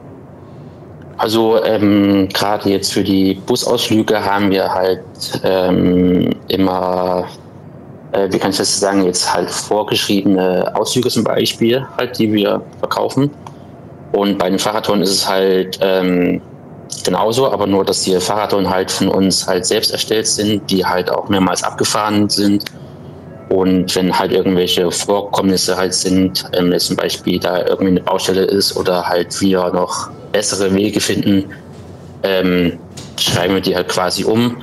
Und gerade wenn wir halt auch Erstanläufe fahren mit einem Kreuzfahrtschiff, dann gucken wir uns halt, also suchen wir uns halt die Touren halt einfach selbst raus und fahren die halt einmal ab, ob man das so mit unseren Gästen fahren kann und ob es auch interessant ist, sage ich jetzt mal so. Aber da musst du ja vorher schon einmal da gewesen sein, oder? Warte mal ganz kurz, Tanja ist wieder da. Ich habe den Tobi schon mal angerufen, weil hier so viel Action ist. Ja, super. Ich wusste nicht, wann du wiederkommst. Nee, das hat ein bisschen länger gedauert. Ich muss noch kurz in die Seemannsmission. Ach, in der Seemannsmission was ja. Hier ist dein Mikro. Jo. So. Also Tobi, da bin ich wieder. Also du musst ja im Prinzip dann auch die Zeit haben, da schon einmal gewesen zu sein und das alles einmal abzufahren. Also da gehört dann ja schon, sag ich mal, eine gewisse Erfahrung dazu. Also nee, tatsächlich nicht. Also gerade wenn wir jetzt einen Erstanlauf machen, also quasi wir halt zum ersten Mal da sind, dann beschäftigen wir uns dann halt meistens ein paar Wochen vorher halt quasi mit dem Hafen, gucken uns halt die Sehenswürdigkeiten an, was könnte man sich anschauen, was ist interessant für unsere Gäste. Und dann machen wir halt quasi eine Tour, fahren die dann halt einmal ab, fahren die auch meinetwegen auch noch mal ein zweites Mal ab, um einfach sicherzustellen, ja, die kann man fahren. Und dann halt generell beim nächsten Anlauf wird es dann halt auch für die Gäste dann quasi freigegeben. wenn es halt eine Tour ist, die halt auch interessant ist und wenn auch keine großen Gefahren da sind, sage ich jetzt mal so. Wie muss man sich denn das Leben an Bord vorstellen? Ich weiß nicht, wie viel du da so aus dem Nähkästchen plaudern kannst. Es ist natürlich klar, dass für die Kreuzfahrtgäste soll natürlich immer alles, oder es wird ja alles für die Gäste gemacht, damit die eine schöne Zeit an Bord haben. Aber es gibt ja natürlich auch so ein bisschen das Leben hinter den Kulissen, was ich ja ehrlich gesagt ganz spannend finde. Wie muss man sich das so vorstellen? Wie lebt ihr da so als Crew an Bord? Also ich finde es halt unfassbar schön. Ich bin jetzt mittlerweile auch schon seit fast 3 Jahren jetzt bei der Firma und wollte eigentlich auch nur einen Vertrag fahren. Und ja, das ist jetzt ein bisschen eskaliert in den letzten Jahren, aber für mich ist es halt einfach eins der schönsten Sachen, die du halt überhaupt machen kannst.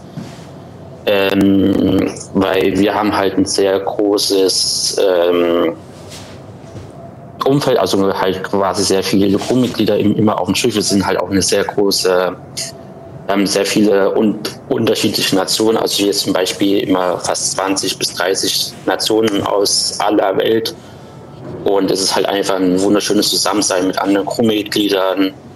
Du feierst es meistens irgendwelche Geburtstage mit den anderen Kollegen. Dann ist jetzt im August auch öfters Unabhängigkeitstage von den Filipinos und von den Indonesiern. Und da sitzt du dann halt einfach mit ihnen zusammen. Du feierst halt einfach den Tag, dann gibt es halt irgendwelche landestypischen Gerichte, singe irgendwas Landestypisches oder machen dann halt auch Spiele oder genau. Und sonst arbeitenmäßig, es ist halt schon ein bisschen was anderes, wenn man jetzt halt an Land arbeiten würde.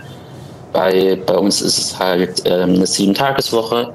Es ist halt schon ein bisschen anders, aber es macht halt auch sehr viel Spaß und man bekommt halt von den Gästen halt auch viel zurück, sage ich jetzt mal so. Also man erlebt halt auch oft, dass die Gäste halt auch super nett sind und sich dann halt auch bedanken, dann halt quasi nach einer Tour und sagen, es war einfach ein schöner Moment, jetzt die Kreuzfahrt. Ich glaube, das liegt einfach auch daran, weil es ja grundsätzlich was Positives ist. Die Menschen machen Urlaub Genau. Und die sind gut drauf und wenn da nicht gerade irgendetwas Unglückliches vorfällt, dann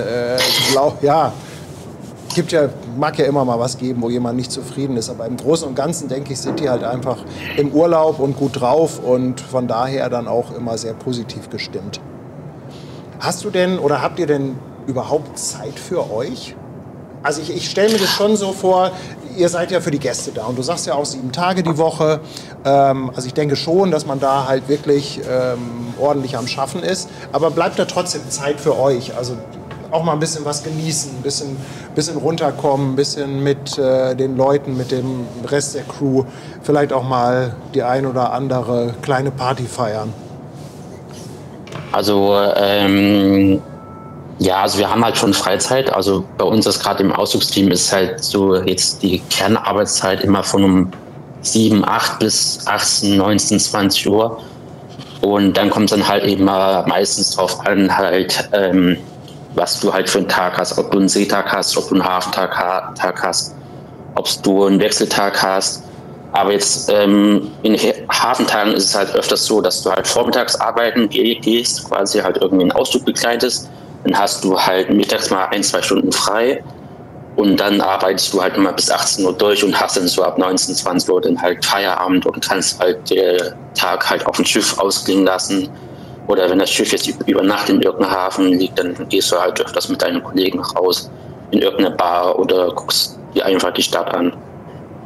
Ich habe gerade im Chat eine interessante Frage gesehen, ob man denn eigentlich sein eigenes Fahrrad mitbringen kann. Also ich denke, wenn jetzt da jemand wirklich so ein Hardcore-Fahrradfahrer ist, das auch wirklich als Hobby betreibt, ist das grundsätzlich möglich?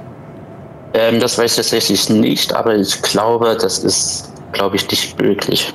Denke ich jetzt mal. Ja als Gepäckstück müsste das ja mitkommen, oder? Ja, also ich habe es tatsächlich noch nie erlebt, aber ich glaube, das ist tatsächlich nicht möglich und wir bieten ja auch selbst Fahrradtouren an. Und man kann jetzt mittlerweile auch auf manchen Schiffen halt einfach die Fahrräder ausleihen quasi, also für einen Tag dann. Vielleicht gibt es ja irgendwann mal so eine Motto-Kreuzfahrt nur für Radfahrer. Dann können sie alle ihr Fahrrad mitbringen. Das wäre schon auch mal eine coole Idee. Ja, aber so Motto-Kreuzfahrten gibt es ja immer mehr in letzter Zeit, oder? Genau, ich denke mal auch, man hat jetzt halt auch ein bisschen den Markt jetzt dafür gefunden. Also halt quasi auch bei uns. Wir haben jetzt dieses Jahr auch wieder viele, die Festival-Crews, die Crime-Crews, die jetzt, glaube ich, irgendwann Ende des Jahres ist. Ja, aber es sind halt auch immer ganz coole Ideen dabei. So, warte mal, ja, die Frage, die hatte ich hier. Wenn jetzt jemand sagt, er hat da Bock drauf, werden da immer Leute gesucht bei AIDA jetzt? Also ist das etwas, wo auch permanent irgendwie Personalmangel herrscht? Oder sind das eher heiß begehrte Jobs? Also es kommt halt immer... Ja? Sorry. Nee, ich wollte nur sagen, ob du dazu was sagen kannst. Sorry. Also es kommt halt eigentlich immer drauf an, wann du dich halt bewirbst und auf welchen Posten. Und also wir brauchen halt immer Personal, sage ich jetzt mal so, weil wir haben halt auch immer einen enormen Personalbedarf auf den Schiffen. Weil jetzt die MAR hatte so ungefähr 650 Crewmitglieder und die Klasse gibt es ja jetzt, glaube ich, 8-mal haben wir. Und das ist ja auch immer ein enormer, also man braucht halt schon ein bisschen Personal, aber es ist in den letzten Jahren ein bisschen besser geworden als Corona, also als nach Corona jetzt die ersten Jahre. Kannst du dich an irgendwie ein besonderes Ereignis erinnern, wo du sagst, Mensch, das war echt eine richtig coole Nummer, was ich da erlebt habe durch den Job? Ich muss gerade auch mal überlegen, also man erlebt halt schon viel. Ich habe jetzt halt nicht so ein bestimmtes, aber viele Sachen sind halt einfach ja, erstes Mal Polarlichter sehen, allgemein auch die erste Kreuzfahrt, dann irgendwelche Geburtstage auf dem Schiff feiern. Aber jetzt so ein bestimmtes habe ich jetzt einfach nicht. Also so ein bestimmtes Highlight habe ich jetzt einfach nicht. Okay, ich gucke mal Tanja gerade an. Hast du vielleicht irgendwie noch was an Tobi? Eine Frage? Hier war noch die Frage, ob du, wie sieht es aus mit den Kabinen? Teilt ihr euch die oder habt ihr schon Einzelkabinen? Also wir haben keine Einzelkabinen, wir teilen uns die mit einem anderen Crewmitglied. Das ist dann meistens, also es wird halt immer versucht, dass du mal mit jemandem aus Deutschland, also aus dem Bereich quasi, aus deiner Abteilung halt auf eine Kabine kommst. Und wenn das halt nicht möglich ist, dann halt meistens aus Europa. Oder halt wird dann auch so geguckt, dass du dann halt einfach, dass es halt mit den Schichtarbeiten halt quasi passt. Also es macht halt nicht so viel Sinn, wenn du mit jemandem auf der Kabine bist, der halt nachts arbeitest, während du halt tagsüber arbeitest. Aber im Prinzip haben wir halt einfach Kabinen, wo 2 Leute drauf schlafen und dann steigert sich dann immer je nach Position quasi. Also die nächste Kabinenkategorie wäre dann quasi eine Einzelkabine, da würdest du das Bad quasi teilen. Also das Bad hat halt einfach 2 Zugänge. Und danach kommen dann halt auch noch für die ganzen Offiziere und für die Manager, die haben dann halt quasi eine Einzelkabine mit einem Bad. Okay, ich gucke mal gerade, ob hier noch irgendwas an Fragen jetzt ist. Wir haben das heute auch sehr spontan gemacht. Deshalb hatte ich jetzt auch nicht so wahnsinnig viel Zeit, mir irgendwie Fragen auszudenken. Also was mich noch mal interessieren würde, Tobi, hast du schon oft auf Schiffen Passagiere wieder getroffen, irgendwie, die du kanntest oder die ganz bewusst auch sich nach der Crew richten oder so? Kann ich mir ja auch vorstellen, ne, dass Leute das toll finden. Wenn immer, ich sag jetzt muss ja nicht unbedingt der Kapitän oder so, aber so vom Entertainment und so, finde ich auch mal ganz interessant. Es gibt viele Gäste, die fragen dann meistens auch nach, ist ja der und der Kapitän halt da, was halt auch einfach ist. Die haben halt einfach ihre Lieblingscrewmitglieder und mir ist es tatsächlich auch schon ein paar Mal vorgekommen, dass mich halt Crewmitglieder Gäste halt erkannt haben und gesagt haben, ja, wir waren jetzt vor 2 Jahren mit dir auf einer Radtour, schön, dass du auch wieder hier bist. Ja, das finde ich irgendwie so cool, wenn die Gäste dich wiederkennen und so, Mensch, irgendwie toll und das ist doch klasse, oder? Wenn die Gäste immer wiederkommen, ist doch großartig. Genau, ich habe jetzt halt auch einfach noch sehr viel privaten Kontakt noch zu anderen Gästen. Das ist halt einfach, ja, man lernt halt auch sowohl Crew als auch Gäste halt kennen. Also Crew ist tatsächlich so, dass ich halt viele Leute halt kenne, die gerade so in Deutschland wohnen. Also ich würde jetzt so sagen, in jeder größeren Stadt hast du halt irgendwelche Kollegen, mit denen du halt mal abends mal was machen kannst. Also wenn du halt da rein zufällig da bist in der Stadt. Oh, das finde ich richtig gut. Das ist doch irgendwie so ein toller Zusammenhalt. Ne? Und auch so mit den Gästen finde ich das klasse, wenn man vielleicht auch tatsächlich da sich so einen Kontakt oder auch fast so was wie eine Freundschaft oder so entwickelt. Ne? Das finde ich gut, finde ich total toll. Genau, ja, also wir sagen halt immer, wenn wir halt auch gerade arbeiten sind, das ist halt für uns einfach eine zweite Familie. Und ja, wir machen da halt auch viel und sitzen halt auch zusammen, feiern viel verschiedene Events. Zum Beispiel haben wir halt auch Crew-Bingo, das halt schon mit den ganzen Feiertagen, die ich halt schon angesprochen habe, von den ganzen Nationen quasi. Ja, ist halt einfach ein schönes Zusammenleben, was man an Bord hat, und hätte ich auch gar nicht dran gedacht, dass man halt einfach so eng zusammen ist und halt auch viel erlebt quasi.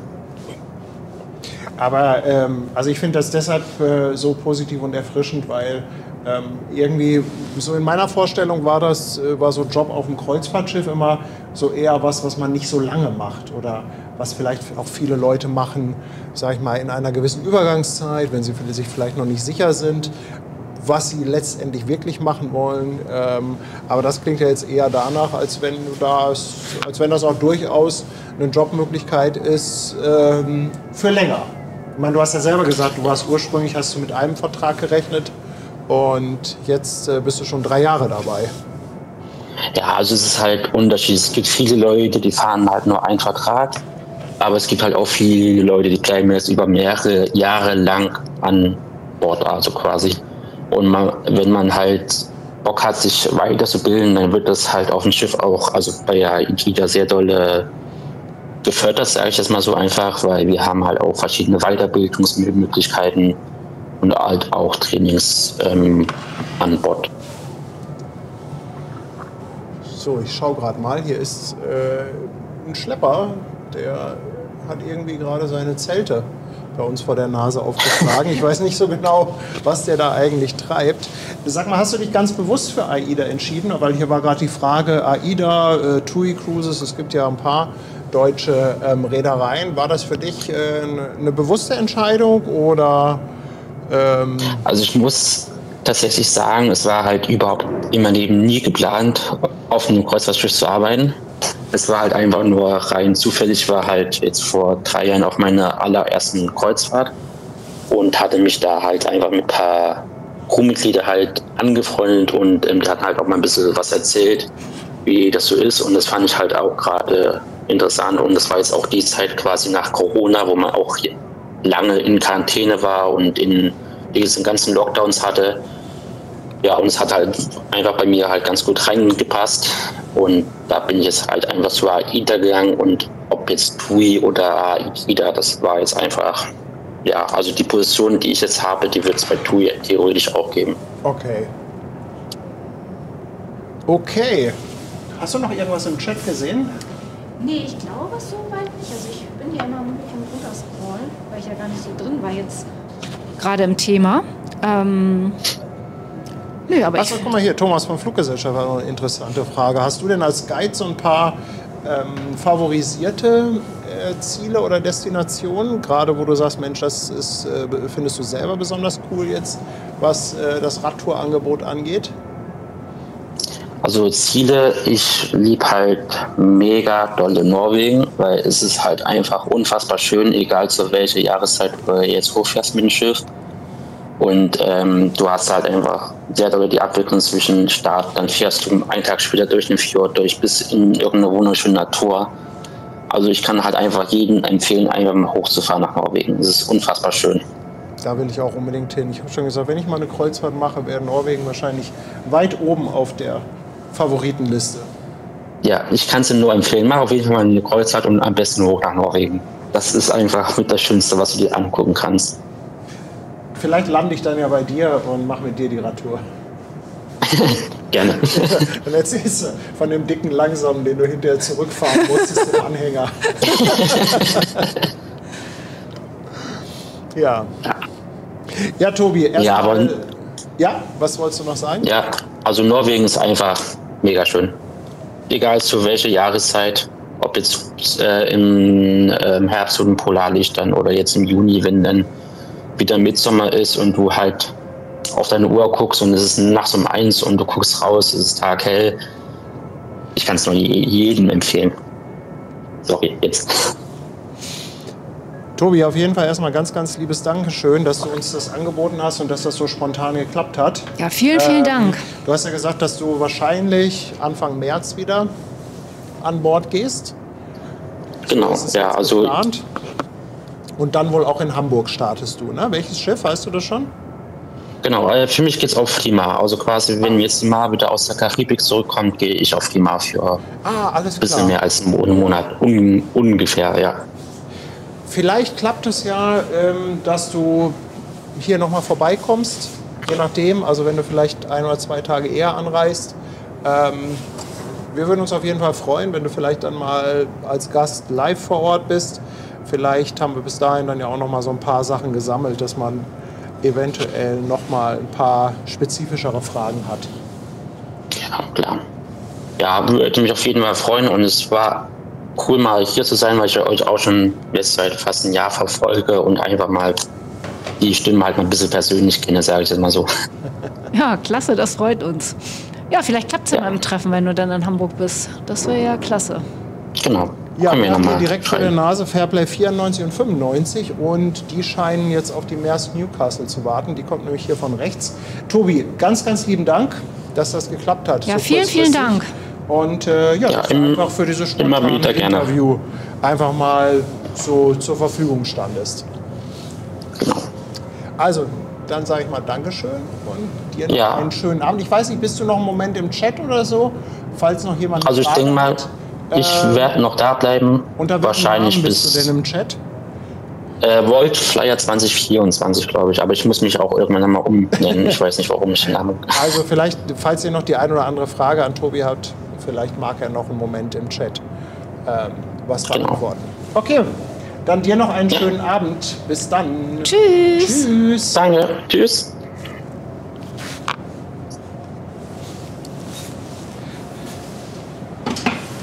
Ja, das war jetzt sehr spontan, aber ich hoffe so als kleine Abwechslung zwischendurch. Es geht hier jetzt doch Schlag auf Schlag. Ne? Also ich weiß gar nicht, ob wir mit unserem Quiz noch zeitlich Ich habe hier hinkommen. mein Mikro. Kannst du mir das mal antüdeln? Ich habe immer Angst, dass ich das ausschalte mit meinen kleinen Fingern. So. Jetzt haben wir auf jeden Fall hier die Maersk Newcastle. Die wird von Fairplay 94 und 95 in Empfang genommen.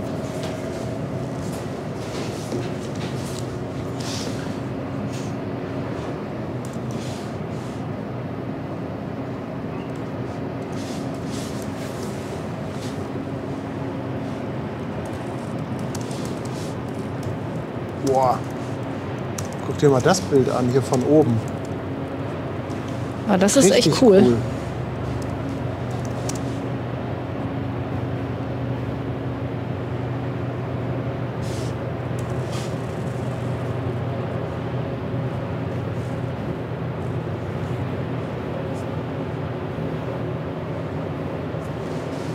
Der Stream eskaliert noch. Ja, wer hatte das gedacht, ne? So, jetzt lasst euch bitte nicht zu lange Zeit mit dem schönen Manöver hier. Denn das dauert nicht lange, dann sind die hier etwas aus dem Blickwinkel.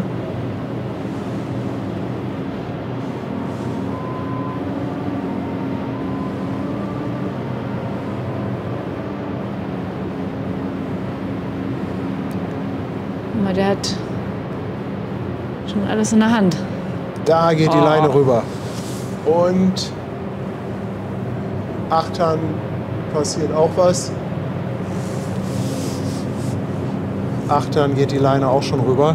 Oh, was für ein cooles Fairplay Schleppermanöver. 95. Zack. Wow. Das sind ja fast die besten Bilder des Abends. Ja, aber wirklich. Wer hätte das gedacht, du?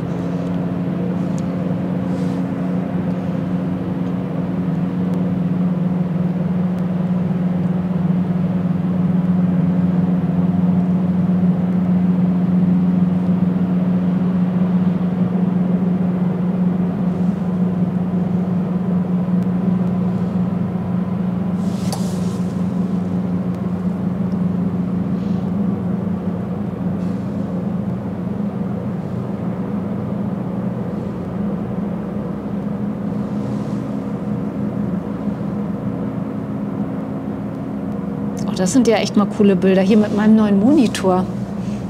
Kann ich endlich mal was gucken? Der ist cool, der Monitor. Ja. Oder? Ich habe Tanja einen zweiten Monitor aufgebaut, weil wenn ich hier an der Kamera stehe, dann die Fensternische ist nicht ganz so breit. Dann stehen wir eher hintereinander und dann kann sie nicht so gut mit auf das Kamerabild gucken.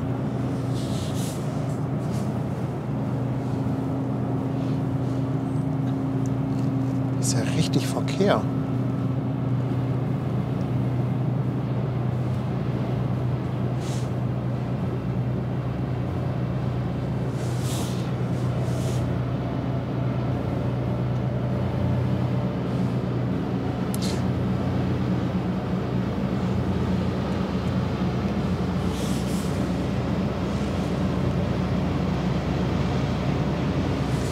Hast du noch mal ein bisschen Chat geguckt?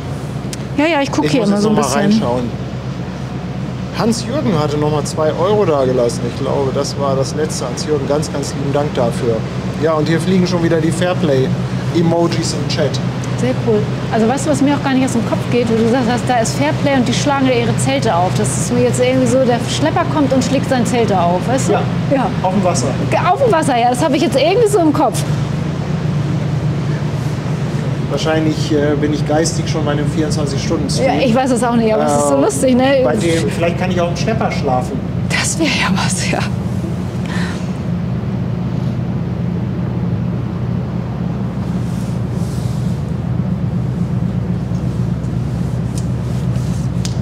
Hier ist noch die Frage, wo die Maersk hingeht. Die geht zum sogenannten Oswald Kai, da wo auch die ganzen Autotransporter liegen.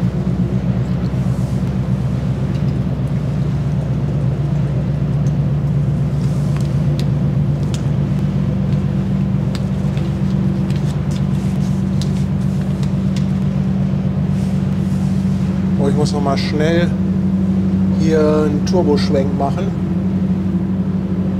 zu meinen kleinen Lieblingen. Ah, wo ist es denn? Hä? Ach, da. Noch einmal ein Festmacherboot. Kommt wahrscheinlich von der Tivoli. Ich denke mal, die Tivoli, die haben sie da hinten hinter der Elbphilharmonie an die Pfähle gelegt. Wahrscheinlich muss die noch darauf warten, dass irgendein Terminal frei wird. Ist etwas hektisch gerade die Kameraführung. Ich kann natürlich auch mal hier einfach auf die zweite umschalten, während ich den großen U-Turn mache.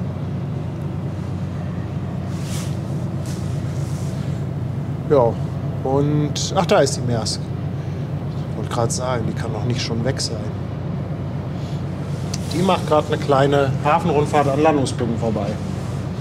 Ja, da kriegen die Leute endlich mal was zu sehen. Ne? Ich meine, die Touristen freuen sich immer, wenn da so ein schönes, fettes Schiff vorbeifährt. Guck mal, Torben scheint auch da zu sein. Hat auch endlich Feierabend. Torben, ich habe noch was bei der Seemannsmission am Empfang für dich abgegeben.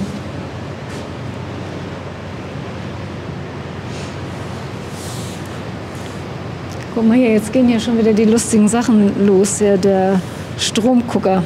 Die klopfen Heringe ins Wasser von Fairplay, der will dir das Feld aufbauen. Ist ja wieder so genau mein Humor, ne? Herrlich.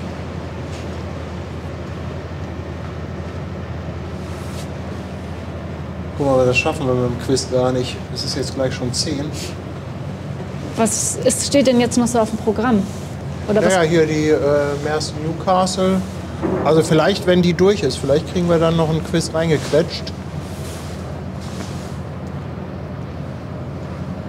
Ja, Postbüttel sagt, die Tivoli liegt vorm Barkenhof. Genau, da sind ja so Pfähle, quasi so Wartepfähle, so ähnlich wie in Finkenwerder, wo manchmal Schiffe einfach geparkt werden. Und da muss dann natürlich ein Festmacher per Boot kommen, weil man an die Pfähle nicht über Land rankommt.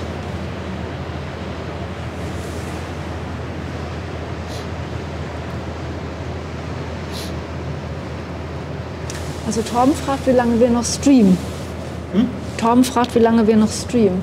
So, Naja, wir wollen, also wir wollen eigentlich noch, also jetzt warten wir auf jeden Fall, bis die Galaxy rausgeht. Die soll um 22:30 Uhr rausgehen. Das ist doch der dicke Klopper, oder? Genau, die liegt hier direkt gegenüber, die Costco Shipping Galaxy. Die soll um 22:30 Uhr rausgehen. Je nachdem, wie schnell die loskommt, wird das auch eine halbe Stunde dauern. Also ich denke mal 11 wird es schon noch werden, Stündchen, oder? Ne?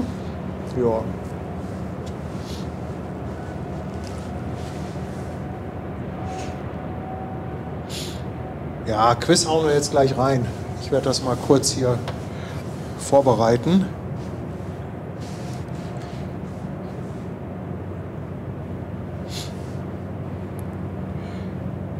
Machen wir doch einfach ein kleines Quiz, ihr Lieben.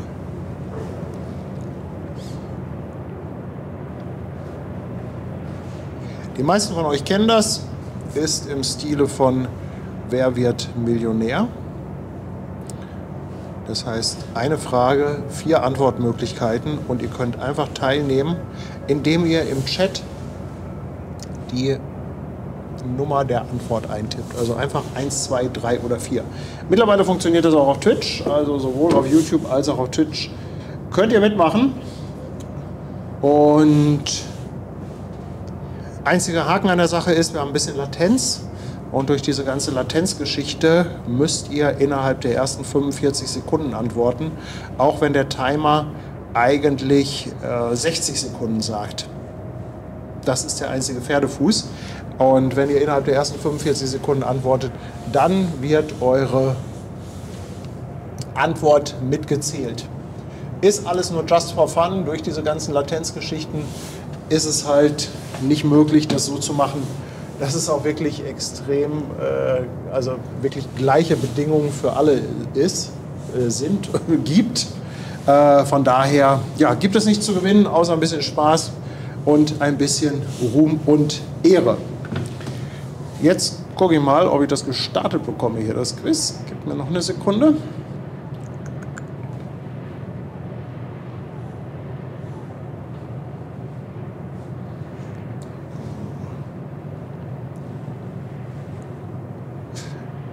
Da haben wir das Quiz, ihr Lieben. Und da würde ich sagen, starten wir auch schon mit der ersten Frage. Die Elbinsel hat mittlerweile auch angelegt. Da gucken wir ein bisschen drauf. Und ja, am besten ist es, wenn ihr jetzt nicht zu viel in den Chat schreibt, denn gleich wird es richtig voll werden, wenn jeder halt irgendwie 1, 2, 3 oder 4 reinschreibt. Wir fangen an mit der ersten Frage. Was kürte 2017 die Zeitung New York Times zu einem der 10 Lieblingsorte in Europa am Wasser?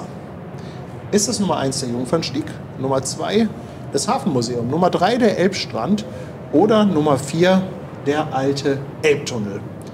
Die New York Times 2017, was hat sie gekürt zu einem der Lieblingsorte am Wasser in Europa? Was könnte das sein?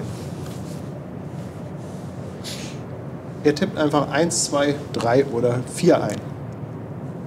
Weißt du es? Machst du mit? Nee, ich musste hier gerade noch mal kurz was klären. Aber gleich bei der nächsten Frage. Macht gerade Backoffice. Ja, musste leider mal hier kurz sein.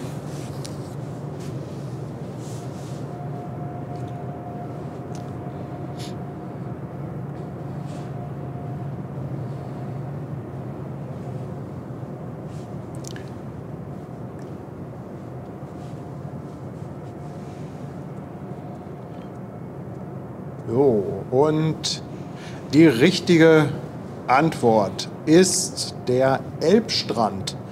21% von euch liegen richtig. Oh, haben doch 65% falsch getippt und meinten der Jungfernstieg. Jungfernstieg ist auch nicht schlecht. Der ist auch nicht so verkehrt, aber es ist der Elbstrand. 21% von euch liegen richtig. Und hier kommt die nächste Frage. Wie schwer ist denn wohl der alte Schwede? Ist es Nummer 1, 317 Tonnen, Nummer 2, 217 Tonnen, ist es Nummer 3, nur 17 Tonnen oder Nummer 4, 117 Tonnen? Also 317, 217, 17 oder 117 Tonnen?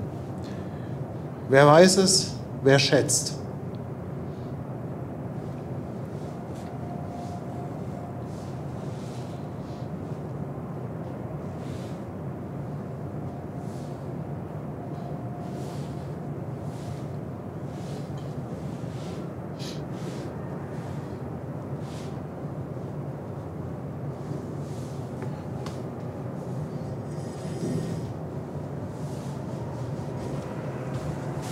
der alte Schwede. Das sind aber auch alles so große Zahlen, also das richtig zu schätzen, das ist aber auch irgendwie, finde ich, gar nicht so einfach, oder? Ja, und die richtige Antwort ist 217 Tonnen wiegt der alte Schwede. Hey, 61% von euch liegen richtig.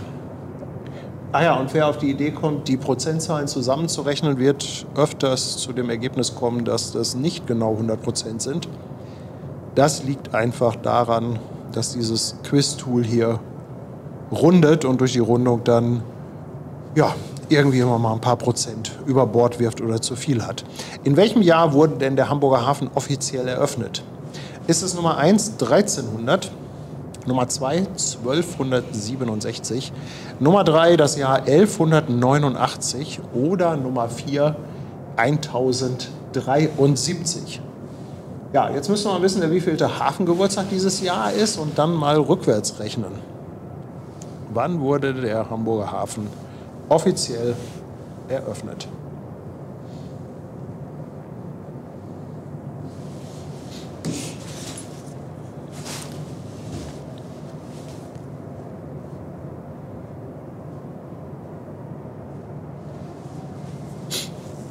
Wollte Torben noch kommen? Oder? Ja, der wollte sich noch mal melden. Ich habe ihn jetzt schon mal angeschrieben, weil der Chat rattert hier so. Ja, ja.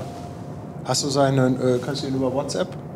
Ich habe ihn jetzt über Insta Also ich löse erstmal auf. Der Hamburger Hafen wurde offiziell eröffnet im Jahre 1189. Und die richtige Antwort von euch wussten 61%. Hey, nicht schlecht, ihr Lieben. Ich werde euch dann am Ende von dem Quiz noch einen Link posten und da könnt ihr dann genau nachgucken, auf welchem Platz ihr gelandet seid. Bei vielen gleichen Antworten zählt übrigens die Geschwindigkeit. Nächste Frage ist, wer ist denn eigentlich offiziell eingebürgert in Hamburg oder von Hamburg? Ist das Nummer 1 das Miniaturwunderland? Ist das Nummer 2 der Michel? Nummer 3 der Bojenmann? Oder ist es vielleicht der 217 Tonnen schwere alte Schwede? Wen hat Hamburg eingebürgert? Ganz offiziell. Miniaturwunderland, Michel, der Bojenmann oder der alte Schwede? Du hast ja lustige Fragen heute. Schöne Fragen. Diese hat Sebastian Kolze gemacht. Echt? Cool. Ja, also habe ich gar nie mitgekriegt. An Sebastian, unser Moderator. Dankeschön, tolles Sebastian. Quiz. Ganz, ganz lieben Dank.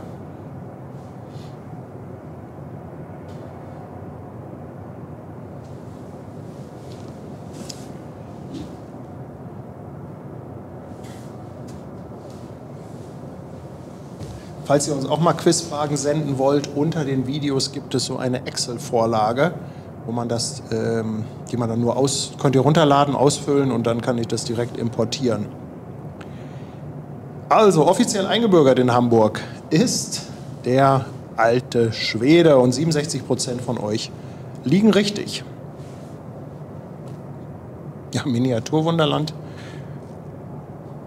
Also beim Bojenmann hätte ich es mir auch vorstellen können, irgendwie.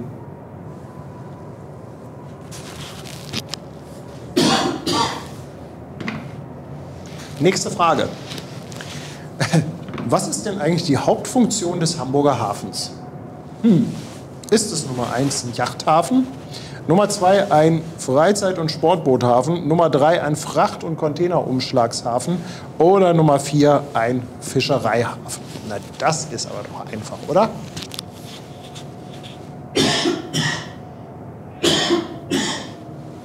Oh, Entschuldigung, der Frosch ist wieder da. Der Frosch mit der Maske sitzt in meinem Hals. Oh, hoffentlich kommt er heute Nacht nicht raus. Das wäre ja furchtbar. Oh, haben wir einen Hustenbauch? Ich habe gerade so einen Hustenreiz irgendwie. Ich muss gleich bestimmt noch mehr husten. Dann trink mal was, dann wird's besser. Ja, ich muss mal was trinken.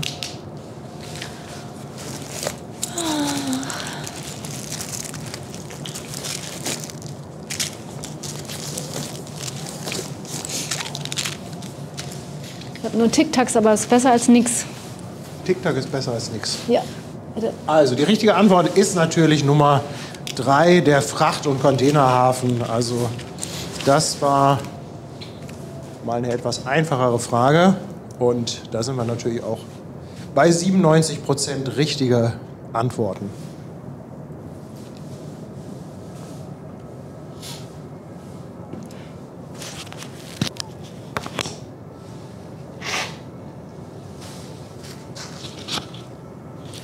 Und dann sind wir auch schon bei der vorletzten Frage.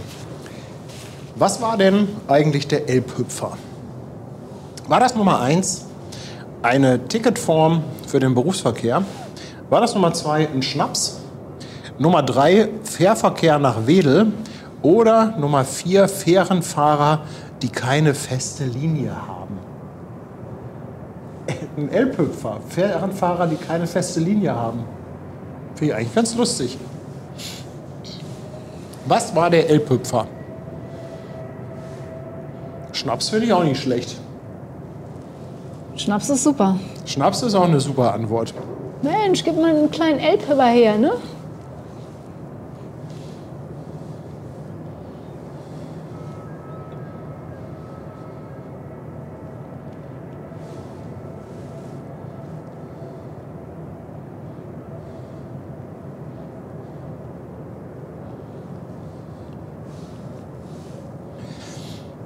Ja, aber die richtige Antwort ist leider keine von den ganz lustigen, sondern die richtige Antwort ist der Elbhüpfer. Das war der Fährverkehr nach Wedel und 64% von euch liegen richtig. Ja, Schnaps wäre schön gewesen. Und dann kommen wir jetzt auch gleich schon zur letzten Frage.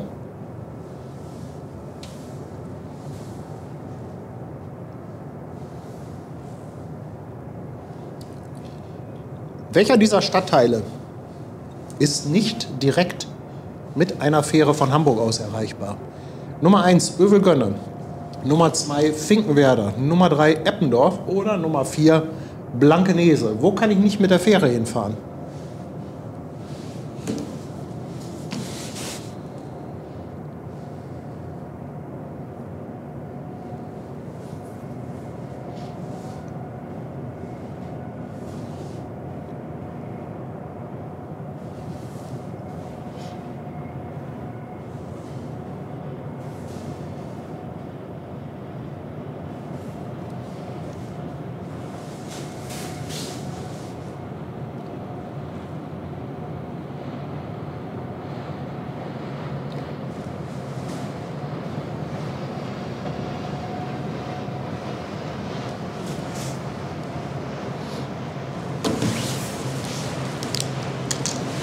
Geh mal kurz runter. Ja, und ich glaube... Und hol mal Torben hoch, ne? Okay, alles klar. Ich glaube, so wahnsinnig schwer war die Frage nicht. Die richtige Antwort ist natürlich Eppendorf. Nach Eppendorf kann man nicht einfach so mit der Fähre fahren.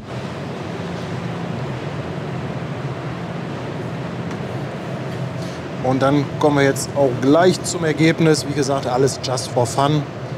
Aber mal schauen, ob wir jemanden dabei haben, der alles richtig hatte. Bär 75, Mario and Yoshi und der Daytonator. Alle mit 7 richtigen Antworten.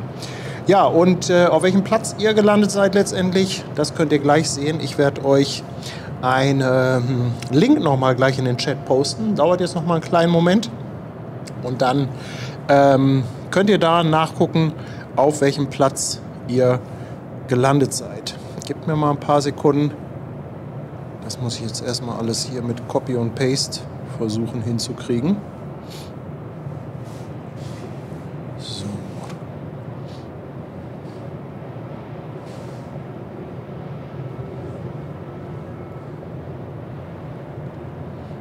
So, jetzt sollte der Link eigentlich im Chat gelandet sein.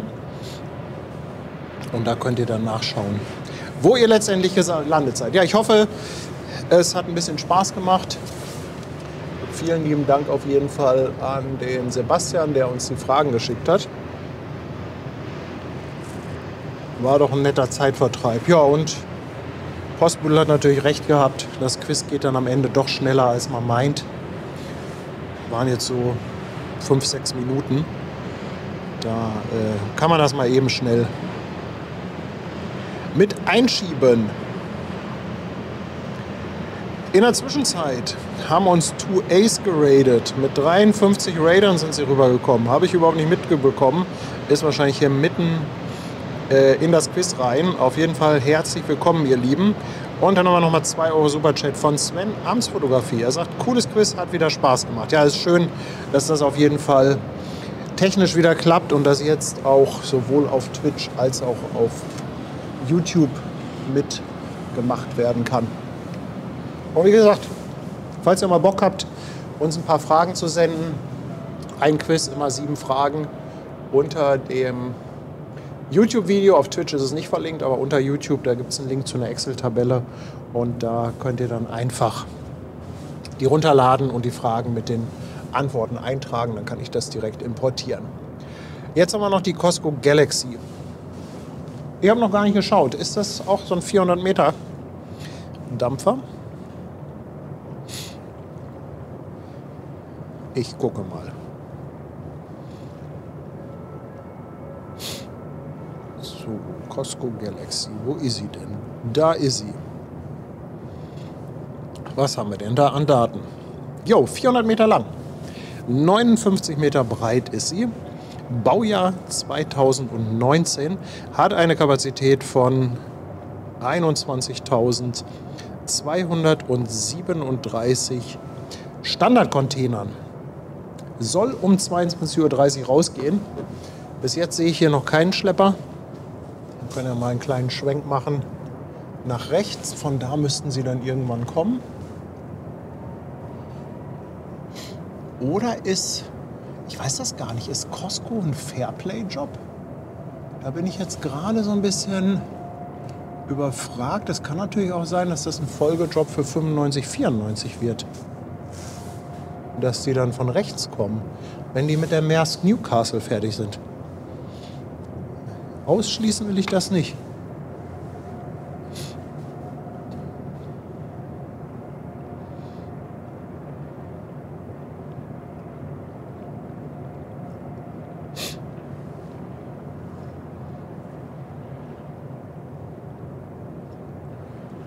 Thomas schreibt, Sebastian hat doch bestimmt noch ein paar Fragen im Köcher. Ja, ja.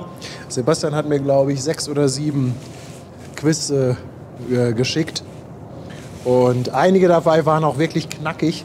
Und bei der ein oder anderen Fragenkonstellation, da musste ich dann auch mal so ein bisschen entschärfen, das Ganze. Also Sebastian hat sich da echt Mühe gegeben. Und ich habe auf jeden Fall noch ein paar Fragen von dem lieben Sebastian.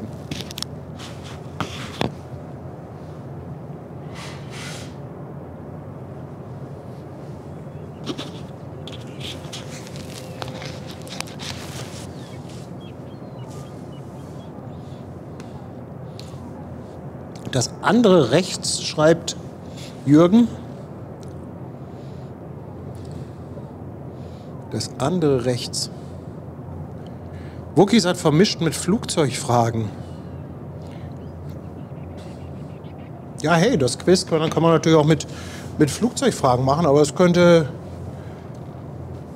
Thomas, ich kann dir gerne mal dieses Tool zeigen. Das ist relativ einfach zu benutzen, kannst du bei dir im Stream auch einbinden.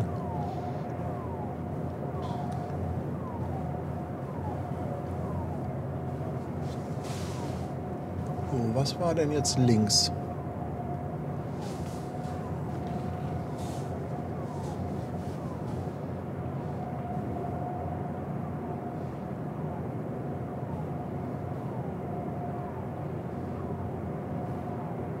Hier ist auf jeden Fall auf dem Terminal noch ein bisschen was los.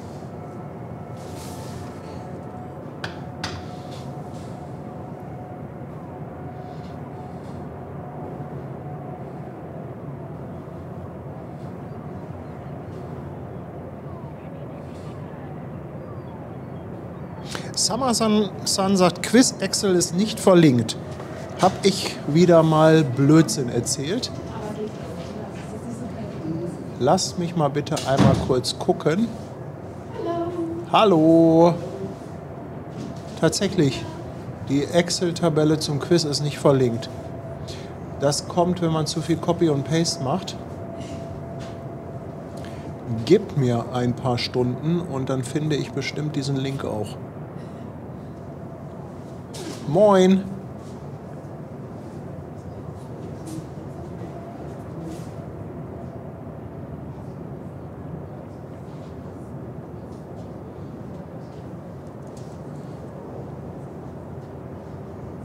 So, ich poste den Link auch mal in den Chat. So. Fairplay 91 ist gerade losgefahren. Na, mein Lieber.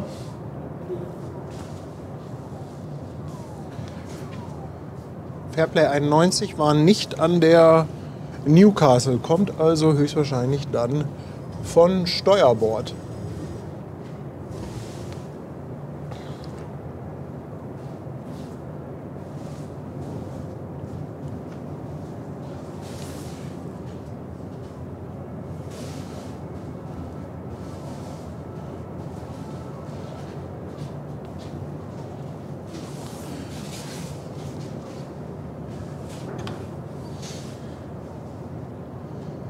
Sebastian stellt eine Frage, die ich garantiert nicht beantworten kann. Gibt es eigentlich bestimmte Tage, wo man weiß, dass definitiv die meisten Container umgeschlagen werden?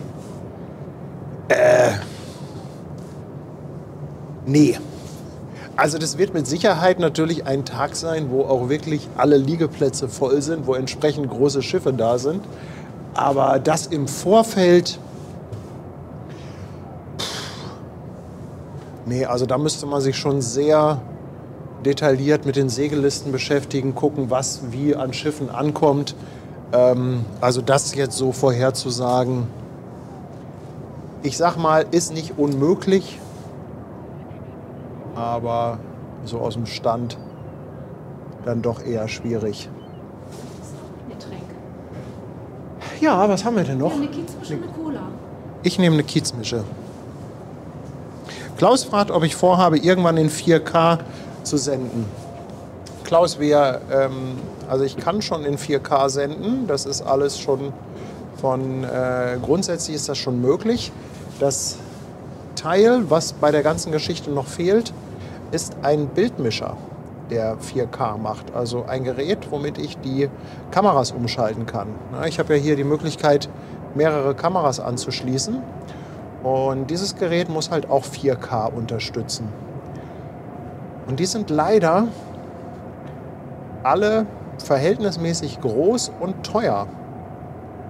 Wenn ich jetzt sagen würde, es reicht mir, mit einer einzigen Kamera zu streamen und ich will keinen zweiten Blinkwinkel haben oder einen dritten, dann könnte ich das mit 4K schon machen. Ich glaube aber, dass der Gewinn gar nicht so riesengroß ist, denn die Bildqualität, die wir jetzt haben mit 1440p und mit der Bitrate, die ist besser als manches 4K-Bild, was ich gesehen habe. Ich habe... Michael ist auch losgefahren.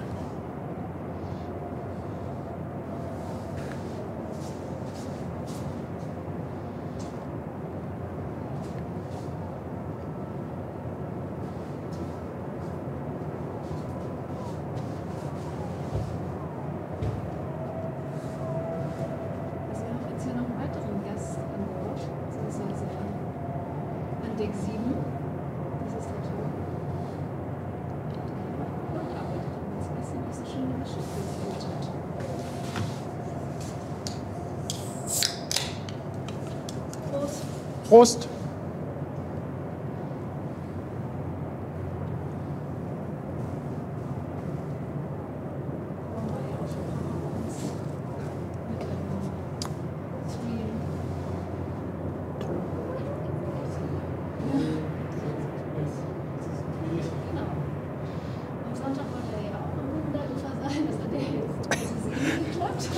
Es gibt so gewisse Geschichten, die setzen sich dann auch in dem kollektiven Chat-Hirn fest. Ja. Und Torben, das ist so eine Geschichte, die wird einfach nicht vergessen.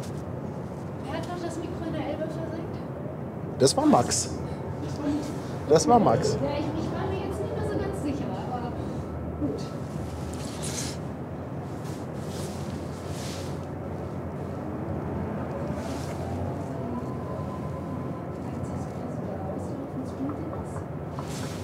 Wenn was?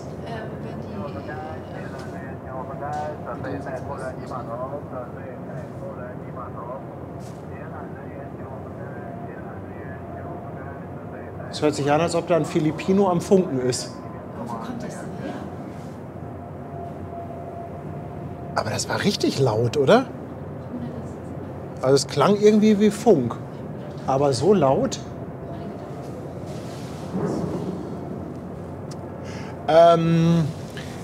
Ob wir das Auslaufen streamen von der Gdansk.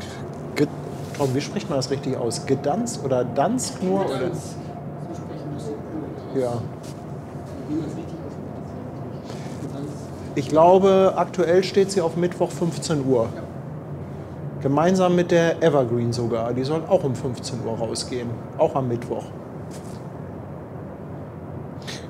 Ja. Gucken wir mal, ne? Ich habe jetzt wieder Zeit. Mein verspätet sich. Torben ist gestrandet. Torben ist gestrandet. Torben soll auf die Callao Express, glaube ich, ne? Und er ist verschoben? Heute Morgen nochmal verschoben. Ach.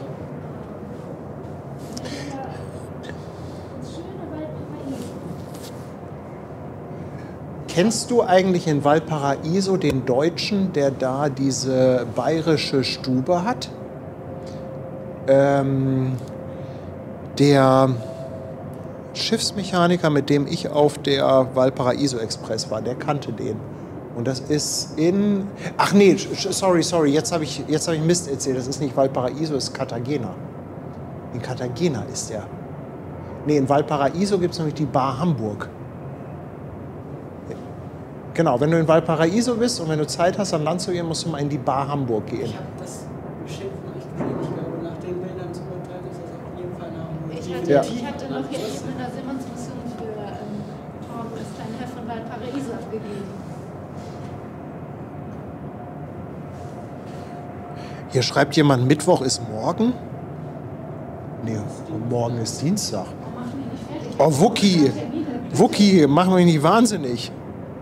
Also, wie gesagt, geplant ist Mittwoch 15 Uhr, sowohl die Evergreen als auch die Hapag-Lloyd, beide 400 Meter. Ach, aber ich will ja jetzt nicht lästern, aber mit der Pünktlichkeit in der Frachtschifffahrt ist es halt nicht immer so weit her. Aber wenn das Wetter mitspielt, dann denke ich, können wir uns das mal geben.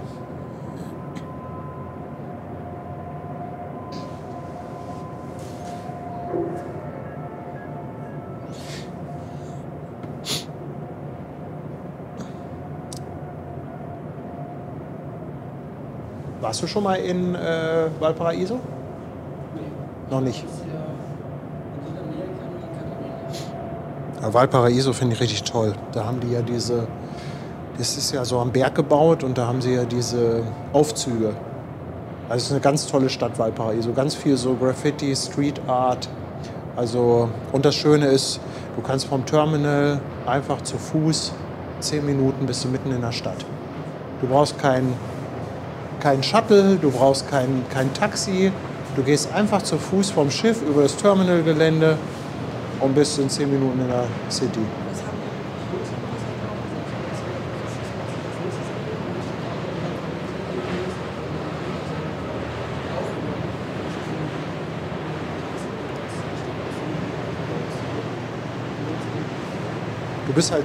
Du bist halt super flexibel, weil du nicht irgendwie auf andere angewiesen bist. Du musst nicht irgendwie was organisieren und Fahrer, Shuttle oder sonst irgendwas. Ne? Bison ist im 6. Monat bei Twitch dabei. Ganz herzlichen Dank dafür. Und Bär75 schließt sich an, lässt auch einen Sub da zum 2. Mal auf Twitch und schreibt Danke für euren tollen Content. Dankeschön. Postbild fragt, ob ich noch Mikros für die anderen habe auf Deck 7. Nein, ich habe nur 2 Mikros. Wir haben leider nur 2 Mikros.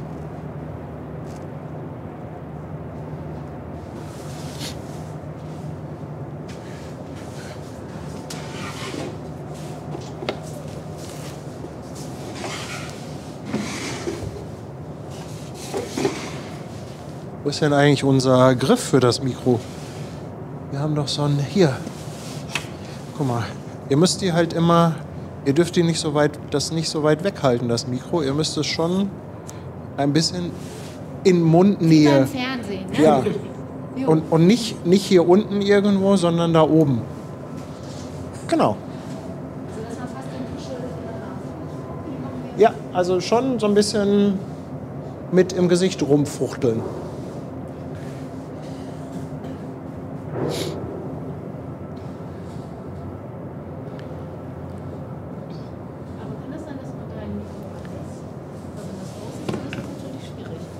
Ja, ihr müsst es natürlich auch anmachen, euer Mikro. Das ist aus, ja, in der Tat. Ich kann doch auch nicht mich um alles kümmern. Ich kann mich doch nicht um alles kümmern. So, jetzt sind wir da. Ja. Moin nochmal. Moin. Jetzt sind wir zu laut. Ja, jetzt sind wir gleich zu laut.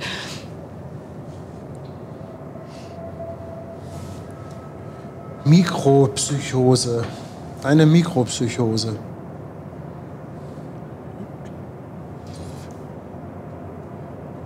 So, Schlepper kommen zur... Ich habe mein Labello vergessen. Meine Lippen sind so trocken. Oh nein. Ich mag das Wetter nicht. Nee, deswegen fährst du ja auch nach Valparaiso. Ja, nach Südamerika. Ich freue mich drauf.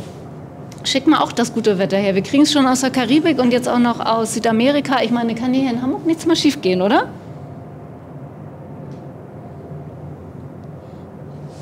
Morgen bin ich aufgestanden, da habe ich auch gedacht, oh, einen Tag Sonne. So, sie sagt jetzt wieder nur Paddy mit Ton. Nein, jetzt sind einige hinterher. Hört ihr uns jetzt? Test, Test, Radio Check. 1, 2, 3.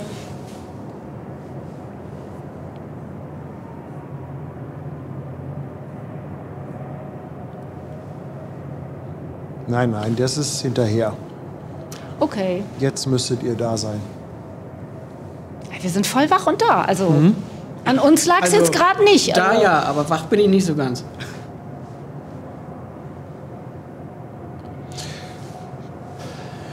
Das Ton macht mich wahnsinnig. Nein, alles gut. Aber irgendwas vergesse ich immer.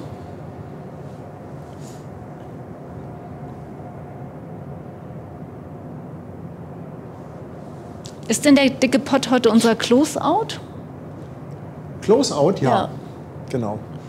Wie die Flugzeugfreunde immer sagen.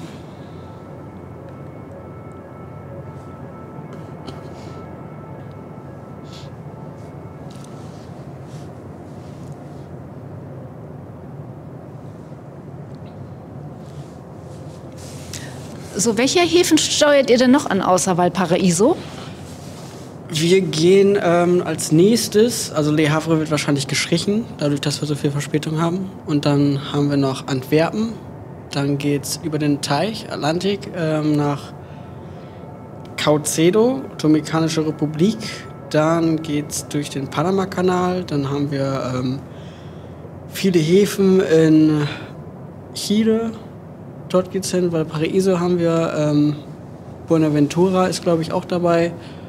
Dann auf dem Rückweg geht es nochmal nach Cartagena und auf dem Weg nach Europa wieder haben wir noch London, Gateway Port, also der ist in der Nähe von London und ich glaube auch Rotterdam, das ist dann der letzte und dann geht es zurück nach Hamburg, hoffentlich, wenn sich nicht ändert, ansonsten Wilhelmshaven. Ah, sehr cool. Schöne Reise, ne? Kann man das denn bei Insta verfolgen? So machst du ein bisschen was, wenn es geht? Ja. Auf jeden Fall, also bisher Ja, habe ne? ich das immer gemacht, ich denke, das bleibt auch so. Also Du musst das Mikro bei Torben mal ins Gesicht Also halten. bisher habe ich es immer gemacht, ich denke, das bleibt so. Also auch für die letzte Reise, die ich jetzt habe in der Ausbildung, will ich das definitiv weitermachen. Ja, sehr cool. Dann werden wir das verfolgen, ne?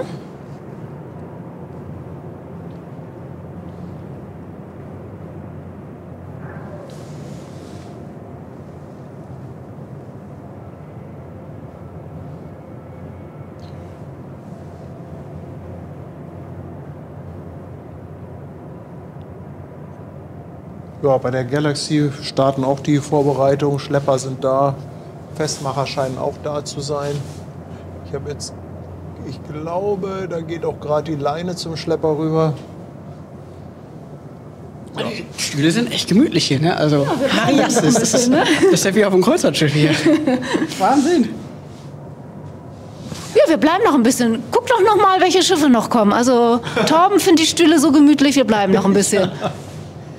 Ja, Torben, statt Seemannsmission kannst du auch hier schlafen. Uns fehlt noch ein Bett. Hier ist ein bisschen kalt, finde ich. Also, Ja, man kann die Fenster zumachen und dann auch die Heizung wieder an. na dann, ja, also eine Couch fehlt hier noch. So ein bisschen.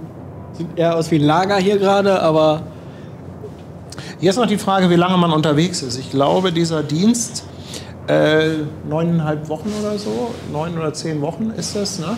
also, ja, ungefähr 10 Wochen. Und es ist eigentlich der kürzeste Dienst, den wir haben. Also der längste, den fährt ja die Gedanksexpress. Jetzt ab Februar heißt er dann EN1. Und das ist dann ungefähr 4 Monate. Man ist dann 5 Wochen auf See. Aber den Service, den ich habe, das ist somit unter der kürzeste, den wir anbieten. Also der ist sehr, sehr beliebt auch bei vielen Seeleuten.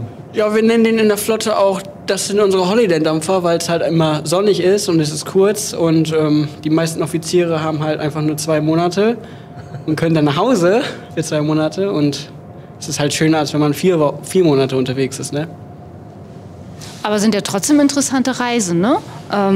Hier war noch mal die Frage, es ist ja jetzt deine letzte Fahrt in der Ausbildung, was du danach machst. Also ich habe dann, wenn ich wiederkomme, im April noch mal einen Schulzeitblock. Da geht es nach Travemünde. Dort ist unsere unsere Seefahrtsschule. Und danach, wenn ich meine Ausbildung abgeschlossen habe, im Juli, geht es dann Nautik studieren. Leer ab September. Und dann irgendwann komme ich dann wieder als zweiter Offizier, vielleicht bei Hapag-Lloyd. Und dann gehe ich den gleichen Weg, den Marius gegangen ist oder geht. Also würde ich sagen, toll, ne? Also ich würde mal sagen, hier sitzt der Seefahrer-Nachwuchs bei Der uns nächste heute, Kapitän. ne? Das ist toll. Also Captain Torben. wir verfolgen das auf jeden Fall gespannt weiter, ne? Also Und wenn Torben irgendwann mal Kapitän ist, dann klappt das auch mit den Hörnern hier beim Anlauf in Hamburg. Nichts Schöneres, dann gibt es jedes Mal 1. Und nicht nur 1, auch mal 3. Also, wir müssen zusehen, dass Torben schnell seine Laufbahn oder die Karriereleiter sehr schnell hochkrabbelt, dann klappt das hier bei uns. Ja, toll, freuen wir uns.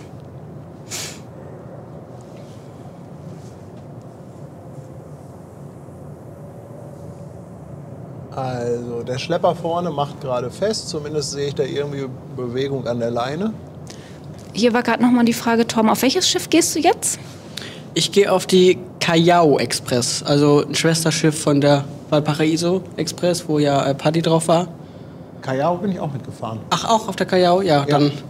Also sag lieber nicht, dass du ihn kennst und nicht, dass er da irgendwie einen schlechten Eindruck hinterlassen hat, dann bist du gleich raus. Nein, alles gut.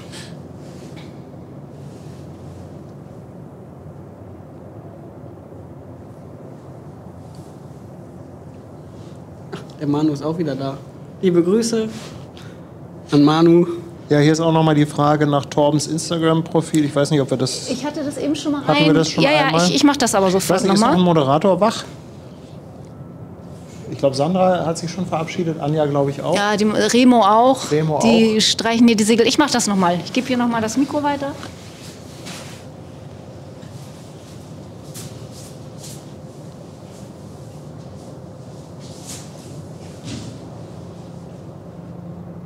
Hier ist noch mal die Frage, kommt wirklich keins der Hamburg-Express-Schiffe, Hamburg-Express-Klasse-Schiffe mehr nach Hamburg?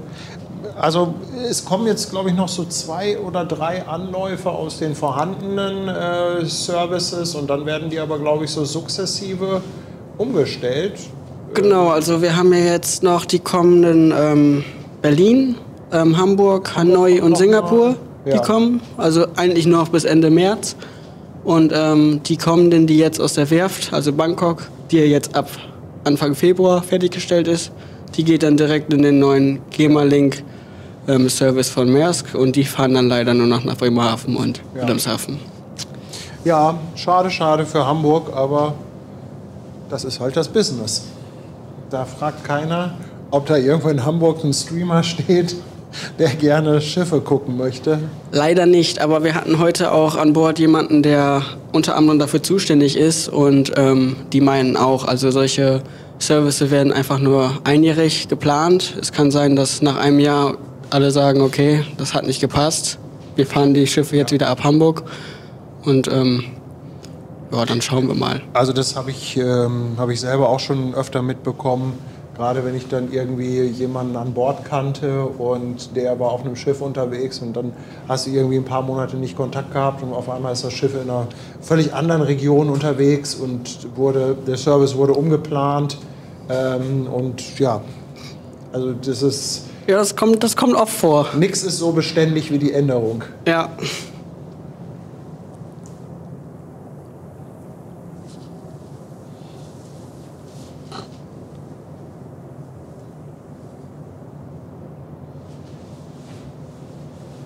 Ja, Tanja hat noch mal den Link zu Torben reingepostet.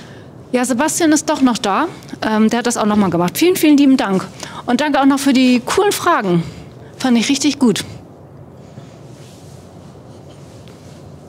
Wir haben nämlich schon so ein tolles Quiz wieder hier gehabt. Und das hat der Sebastian, einer unserer Moderatoren, alles rausgesucht. Das war richtig klasse.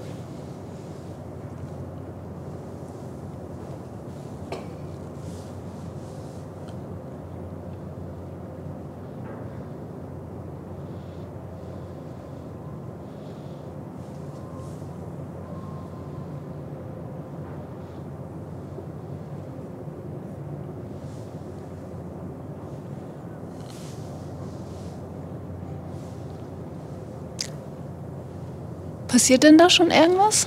Siehst du Ja, schon was? also die sind ja, in den Vorbereitungen. Ne? Die Schlepper sind dran.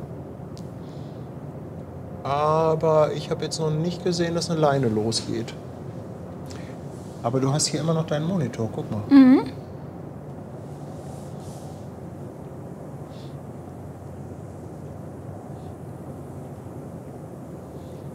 Hansa-Fan fragt, wann es losgeht für Torben.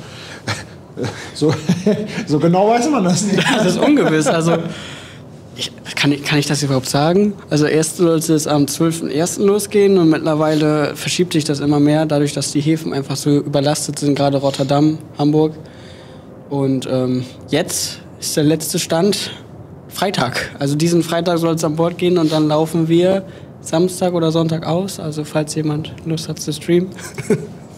Ja, machen wir. Also wenn es klappt, machen wir das auf jeden Fall. Ne? Also Ja, wenn das nicht so eine 3 oder 4 Uhr Nachtnummer wird. Aber das hat man ja eh mit den Frachtschiffen ganz oft. Also wir haben immer gezittert, wenn Patrick irgendwo an Bord gehen sollte mit den Flügen. Und also es gibt ja auch eine lustige Geschichte. Welche Tour war denn das? War das die erste, wo du bei Uwe Fiedler an Bord warst, wo der Sturm hier war in Hamburg? Da war so ein Sturm, dass hier am Terminal die Containerstapel umgekippt sind. Das war 2012 oder 2013. Da gab es mal einen Sturm. Also ich weiß nicht, ob es da noch Bilder von gibt. Vielleicht müsst ihr das mal googeln. Das war wirklich überall in den Medien. Da sind hier wirklich die kompletten Containerstapel umgekippt. So stürmisch war das. Und da kamst du aus Antwerpen, ne? Genau. Also Antwerpen, Hamburg, deine erste Fahrt mit Hapag-Lloyd, einem Frachtschiff. Und wir haben zu der Zeit immer noch die Fotoworkshops gemacht. Und wir hatten also diesen Workshop, der ja locker hätte zustande kommen können, wenn das Schiff also einigermaßen pünktlich gekommen wäre. Ja, aber es war natürlich nicht möglich durch den Sturm. Und ich musste alle Teilnehmer absagen. Hatten wir einen Alternativtermin denn gefunden? Ja, ging ja auch nicht, weil der Sturm war immer noch da. Ne? Da bist du, wie viele Tage warst du zu spät? Oh, das war echt Ich weiß nicht, so knapp eine Woche oder so. Und das Schlimmste war ja gar nicht der Sturm, dass er zu spät kam. Patrick hatte extra für mich in Antwerpen so schöne belgische Pralinen gekauft. Ja, die waren lecker. Oh, und er immer so, ja, die werden immer weniger. Nicht so, das kann doch jetzt nicht sein, ne? Das ist nicht dein Ernst. Ja, die waren echt lecker. Ja, schön, dass sie dir geschmeckt haben. Ja, komm, aber die Hälfte habe ich mitgebracht. Ja, aber nur noch die Hälfte. Lesjan ist auch wieder da. Moin, Lesjan.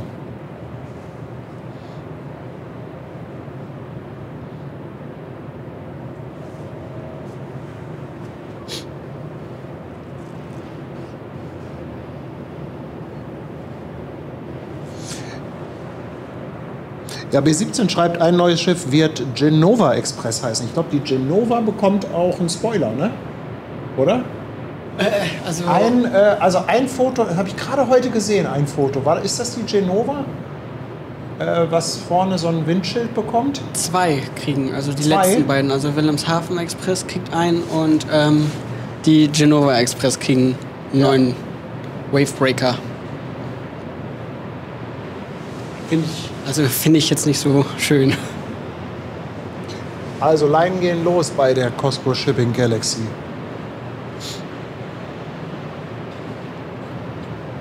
Aber es war hier im Stream auch immer schon so die Frage. Manche finden es gut mit dem Windbreaker da und manche mögen es nicht so. Aber ich denke mal, wenn es Energie spart oder wenn es effizient ist, ja. Das ist, ich glaube, da geht es nicht nach Schönheit. Also das ist, glaube ich, das Letzte, wonach Containerschiffe gebaut werden. Ja, aber bei Schiffen, so bei Schiffliebhabern ist ja bei dir auch, ist natürlich die Optik manchmal auch entscheidend. Also nicht entscheidend, ist natürlich nicht entscheidend für die Seefahrt, aber ja, es ist so Liebhaberstücke, sag ich mal. Ja, es gibt halt manche Schiffe, die sind ein bisschen schöner als andere. Wobei ich ja durchaus ein Faible habe für so besondere Formen. Also ich mag auch irgendwie diese neuere Bauart mit den Aufbauten vorne, finde ich irgendwie... Ja, interessant. Also nicht unbedingt schön, aber es ist irgendwie interessant. Futuristisch, modern.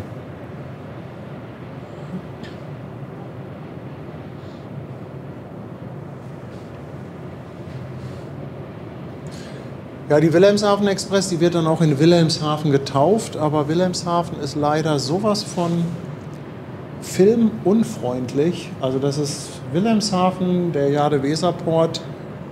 Also... Die wollen halt keine Zuschauer, ne? Die wollen nicht, ob da irgendwie eine Möglichkeit ist, ranzukommen. Die wollen halt nicht so lästige Streamer da überall rumlaufen haben. Ja. Die haben das schon von vornherein gesagt, nee, so diese ganzen Dösbaddel da mit ihren Kameras, die kommen hier erst gar nicht rein. Nee, das stimmt. Ich muss noch mal ein Danke sagen. Der Billiardär lässt noch einen Prime-Sub da. Dankeschön. Und Montafon ist da mit 2 Euro Nachtzuschlag. Herzlichen Dank. Dankeschön.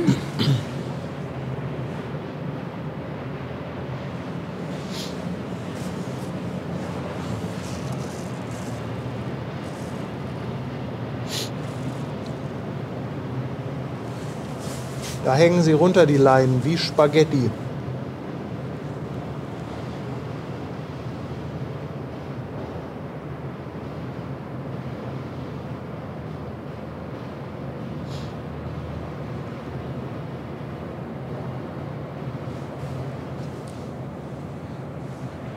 Aufziehen möchte, dass ich mal auf die Leinenlöser zoome.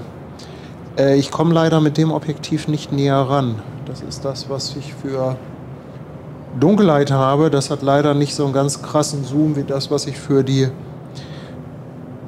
Tageslicht habe. Also das ist leider schon so jetzt maximale Zoom-Stufe.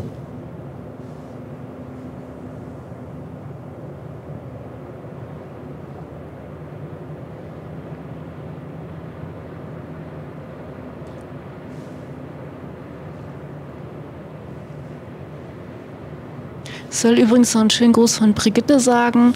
Das nächste Mal, wenn sie hier sind, kommt sie wieder näher ran, dass wir sie hören. Ja.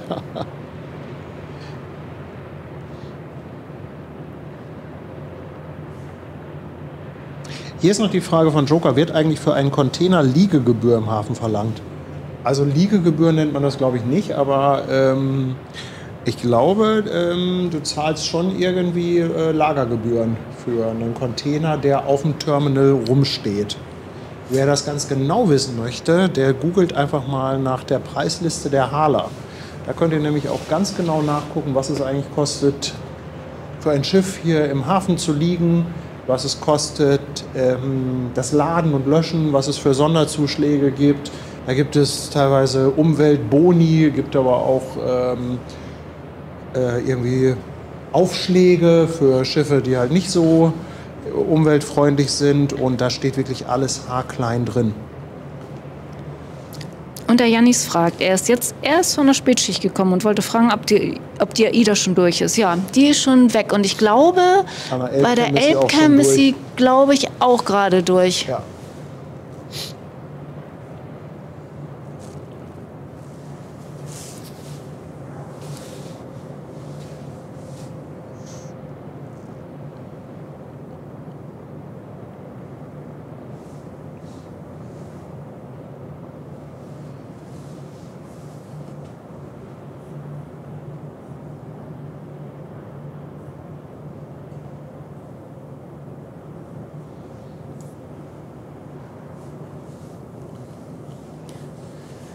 So, jetzt kann das hier auch losgehen. Ne? Ich glaube, die Leute wollen gerne ins Bett. Ja, von mir aus kann das auch langsam losgehen. Hätte ich jetzt nichts dagegen.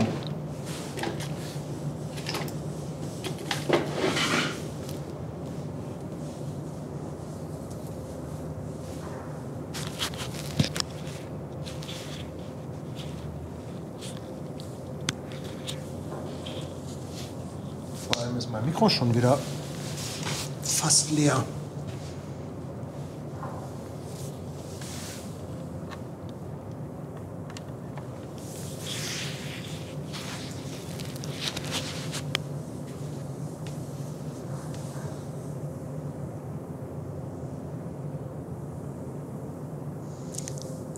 Hast du jetzt Mikro mit Powerbank dran? Ja, ich bin gerade selber... Das sieht so ein bisschen komisch aus. Die Powerbank ist vor allem viel zu groß dafür. Ich habe so eine ganz kleine mit. Willst du die haben?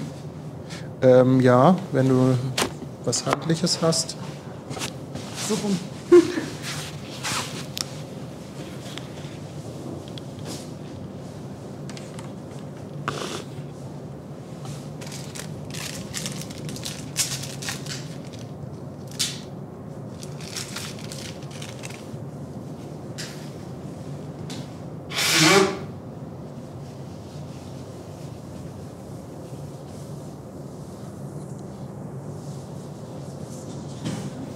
Hält es wahrscheinlich nicht, ne?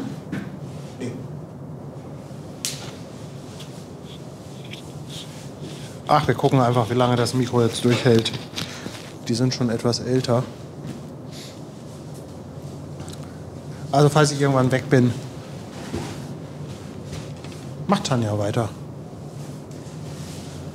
Du, wir haben ja so ein super Moderationsmikro, was wir natürlich beide nicht richtig bedienen können, Torben und ich, aber das könnten wir dir denn geben. Also das wäre kein Problem. Also aus der Nummer kommst du jetzt nicht raus hier. Wir haben einiges erzählen.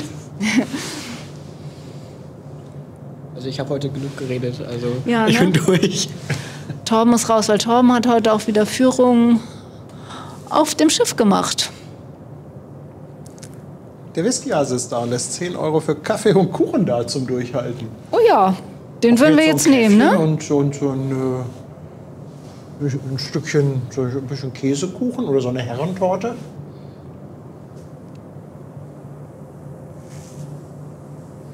Zwei Leinen sehe ich da noch und dann geidert los.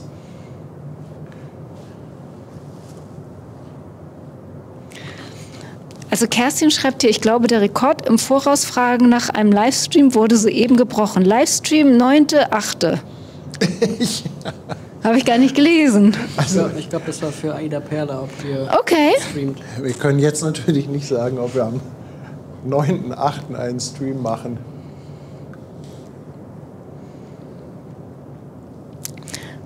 Naja, aber das Thema hatten wir ja schon. Die Leute buchen das halt sehr weit im Voraus. Also wissen die ja auch alle schon, wann die losfahren. Die buchen auch ihre Reise und dann buchen sie auch gleich den Stream dazu. Genau, ich meine, das super. Also falls Fabian noch mal zuhört, wir haben noch ein Geschäftsmodell. Ja.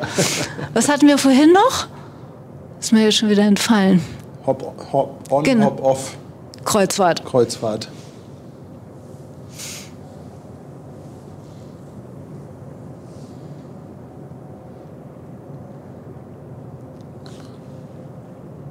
Und Anja fragt noch mal, wo genau wir stehen. Also wir sind hier heute hier in unserem Büro, Deck 7, das ist Große Elbstraße. Wenn du bei Google Maps mal nach L'Osteria suchst, dann findest du das Gebäude. Große Elbstraße.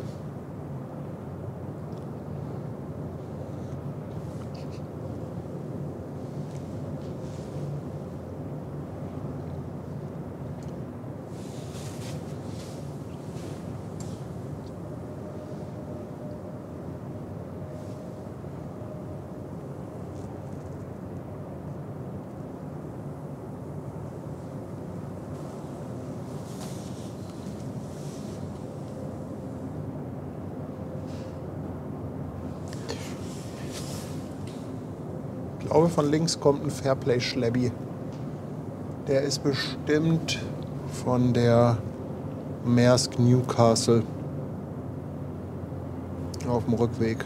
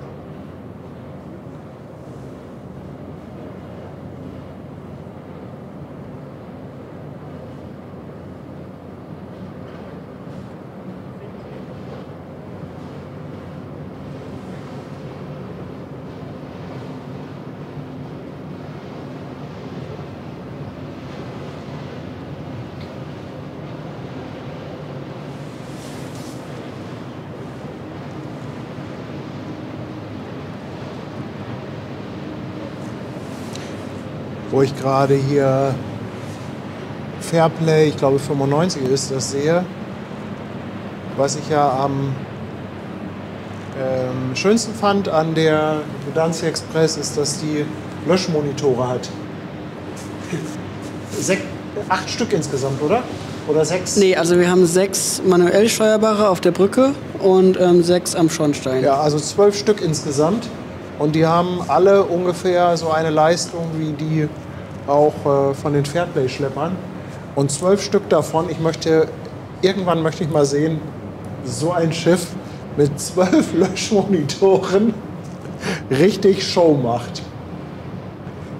Ich weiß nicht, ob wir das jemals erleben werden. Das ist doch auch schon komisch, was man so für Wünsche hat, ne? Hättest du vor 2 Jahren auch nicht gedacht, dass du sowas mal irgendwie dir wünschen würdest. Mir war das halt noch nie aufgefallen, weil bei dem Schiff, bei der Schiffsgröße gehen natürlich diese Löschmonitore unter. Wenn du da dran stehst an der Brücke, dann sind das ja Riesenteile, aber so von Land aus sind die natürlich winzig. Und Friedhelm fragt, Torben, könntest du dir auch vorstellen, auf einem Kreuzfahrtschiff zu arbeiten? Also ich muss ja gestehen, das ist ja tatsächlich mein Traum, auf einem Kreuzfahrtschiff irgendwann Offizier zu sein. Ich bin da jetzt seit klein auf an auf Kreuzfahrtschiffen unterwegs und dadurch fing das halt auch an, irgendwie der Wunsch dann auf große Fahrt und dann tatsächlich durch Max Thiele, der ja die Ferienfahrt mit dem Verband Deutscher Reeder gemacht hat und da so von geschwärmt hat, habe ich mich dann daraufhin bei Hapag-Lloyd beworben und ja, ich wurde genommen. Und jetzt bin ich bei Hapag-Lloyd. Die Galaxy hat übrigens abgelegt. Ah, ja, dann waren wir ja gleich mal, ne?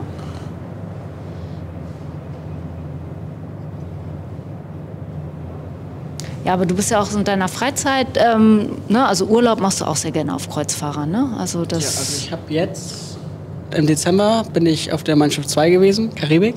Habe einen Freund besucht, der ist Kapitän. Vielleicht kennen den einige, Hilko Tjapmala. Bestimmt. Also bestimmt sind da einige Mein Schiff-Fans auch im Chat. Und ja, also in der Zeit, ich glaube jetzt dieses Jahr seit 11 Jahren auf Kreuzfahrt, 26 Reisen und davon tatsächlich, ich glaube 16, 17 mit Mein Schiff und dann mit AIDA und MSC und eine mit Norwegian.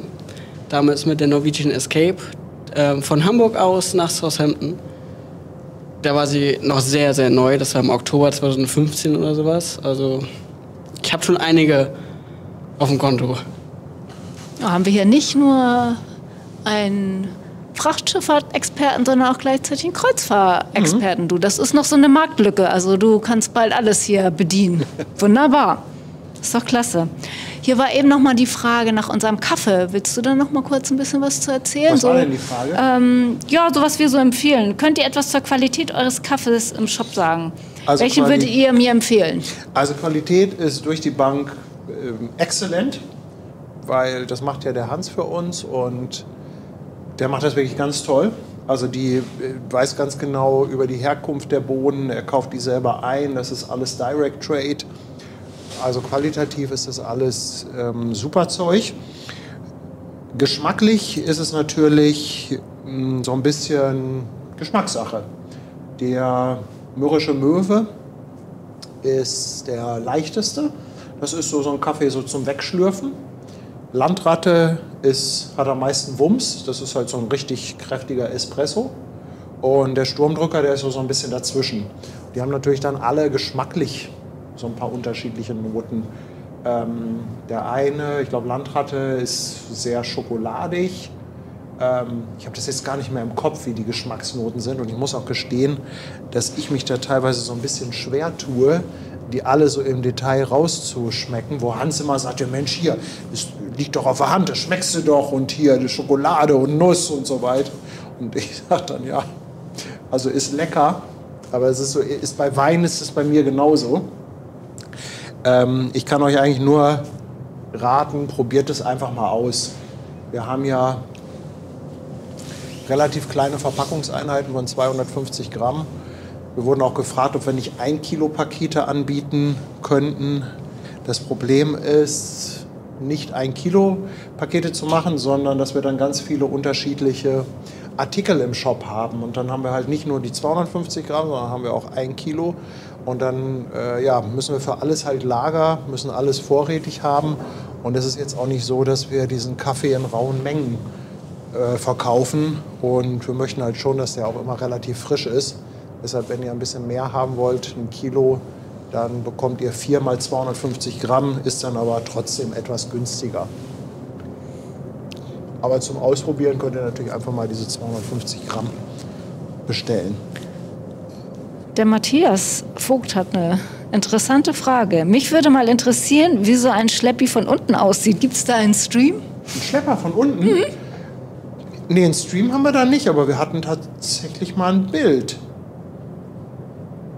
Wir hatten mal Bilder. Das habe ich jetzt aber, da bin ich jetzt gerade, da überrascht er mich gerade etwas mit. Schlepper von unten ist eigentlich, ich glaube, also wenn man googelt, findet man was. Man muss nach den Antriebsarten suchen. Man muss irgendwie mal gucken, ASD oder RSD-Tag. Danach mal suchen. Ich meine, da findet man auch Bilder, wie die Schlepper von unten aussehen.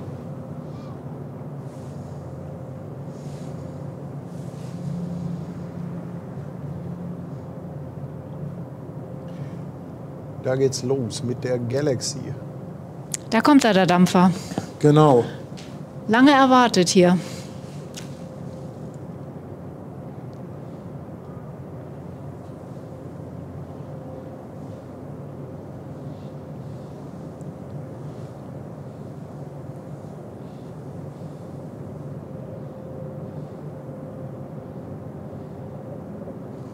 Hier, der Bunny schreibt, das war in dem Stream mit Conny, genau. Ich glaube, das war der Stream Alles über Schlepper hieß der, glaube ich.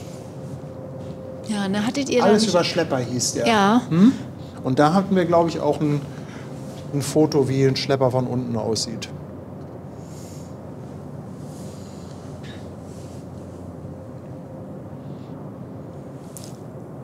Hier sind ja auch so einige Fragen an Torben. Ne? Ich meine, wir können natürlich auch noch mal irgendwas separat machen, wenn er wieder da ist. Man muss mal irgendwie was ausbildungstechnisch machen oder so. Das wäre vielleicht auch mal eine ganz gute Idee. Vielleicht muss man da auch mal bei Hapag-Lloyd fragen. Genau, das wäre doch ganz cool, ne? Vielleicht der Ausbilder mal Lust hat oder so, zusammen mit Torben oder irgendwie. Ich glaube, also wenn Erik das sieht, der freut sich bestimmt. Ja. Also es wäre doch mal cool, wenn du wieder da bist, oder? Braun gebrannt sitzt er denn hier? Genau. Braun gebrannt und super erholt. Ist der Ausbildungsleiter bei Hapag-Lloyd, den haben wir gestern Abend auch getroffen. Das war ganz gut, weil ich den schon lange nicht mehr gesehen hatte. Aber den hatte ich auch damals im Zuge von dem Chicago Express Projekt kennengelernt. Und ich glaube schon, dass wir den mal einladen können. Ich glaube, der hat schon Bock, mal ein bisschen was zu erzählen. Auf jeden Fall. Also die Sabine fragt, gibt es eigentlich von euch auch Kühlschrankmagneten? Von uns? Haben wir nicht. Also ich habe so kleine, die sind halt auch selbst gemacht. Also wenn du mich anschreibst und davon einen haben möchtest, dann kann ich das gerne machen. Die hat mal jemand für uns gebastelt. Ne? Das sind so quasi so bedruckte Magneten. Aber wenn du möchtest, dann kannst du davon einen bekommen. Matthias, willkommen auf dem Fischmarkt. Dankeschön. Guck mal, der Sebastian, der war wieder fleißig. Bei Minute 15 im Stream, alles über Hafenschlepper. Da findet sich das Foto, wie ein Schlepper von unten aussieht. Oh, sehr cool. Mensch, Vielen, Sebastian. vielen Dank. Oh, hier, aber mal ein Fleißsternchen. Ihr kriegt ja mal ein Hörnchen hier. Hau mal eins raus. Kriegt ein Hörnchen, komm hier. Ganz frisch die Gdansk Express.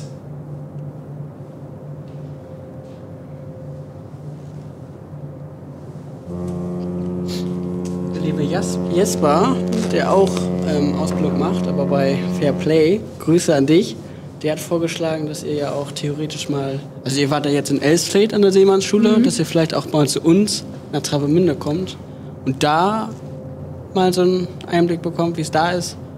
Ist vielleicht auch spannend zu sehen, also gerade weil, wenn man jetzt, also für uns vorher war es nie so, dass man wirklich Bilder hatte von den ganzen Standorten und dann einfach mal Einblicke mit den ganzen Anlagen, wie das ist, gerade für Leute, die das interessiert, die das dann einfach eingeben können und suchen, ist das vielleicht auch eine tolle Sache. Also finde ich. Im Grunde genommen brauchen wir nur einen Ansprechpartner und jemanden, der sagt, wir haben da Bock drauf. Und dann kommen wir überall hin. Gut, gebe ich euch. Ja. Kriegt ihr. Machen Ja, wir. cool. Also wenn jemand irgendwie sagt, Mensch, kommt doch mal vorbei und wir machen da was. Und wenn das irgendwie mit Seefahrt zu tun hat. In Elsfleth waren wir ja im Schwimmbecken, das war ganz cool. Also was Spannendes haben wir natürlich jetzt nicht in Travemünde. Ja, also da ist Elstrade irgendwas- schon deutlich weiter voraus. Irgendwas anderes. Also Travemünde ist da schon eher traditionell. Da wurden ja auch damals noch die ganzen Matrosen für die Passat und die Peking ausgebildet. Also ist eher traditionell verbunden. Vielleicht kann man das auch mit einer Besichtigung auf der Passat verbinden, dem Schwesterschiff der Peking. Vielleicht auch ganz schön. Ja, sowas wäre auch cool. Gerne.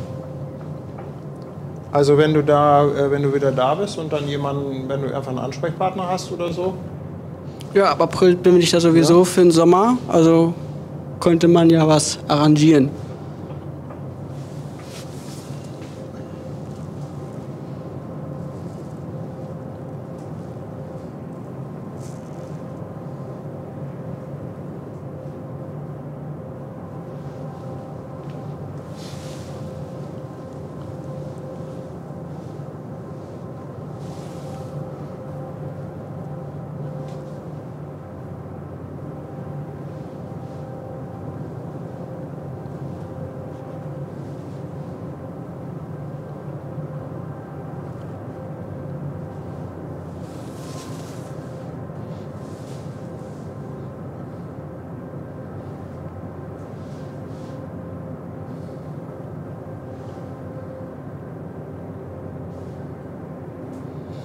Sabine fragt nochmal, wie man Tanja anschreiben kann.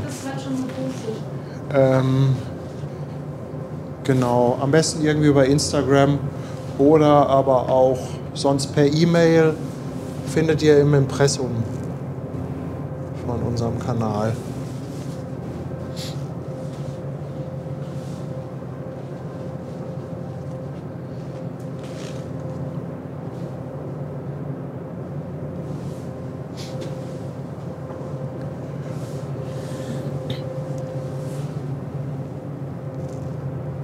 Ich liebe ja diese Geräusche, ne? Dieses leichte Surren.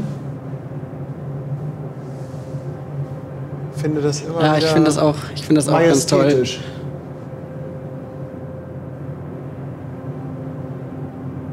Es ist auch nicht jedes Schiff gleich. Also die klingen auch alle irgendwie sehr unterschiedlich. Ja.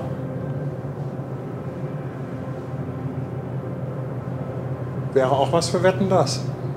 Containerschiffe am Geräusch erkennen. Das könnten einige wahrscheinlich auch mit Schiffshörnern die Unterschiede erkennen. Also Ich glaube, so eine Queen Mary 2 lässt sich dann doch schon von der Aida Mar unterscheiden. Also ich habe ja schon ein, zweimal so ein Quiz gemacht mit Schiffshörnern. Und es gibt so 2, 3 Experten unter den Zuschauern, die kennen jedes. Aufzuwetten das.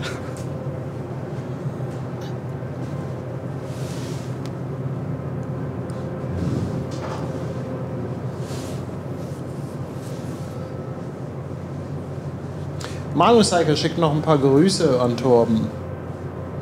10 Monate ist er dabei. Danke dir. Vielen Dank. Grüße zurück.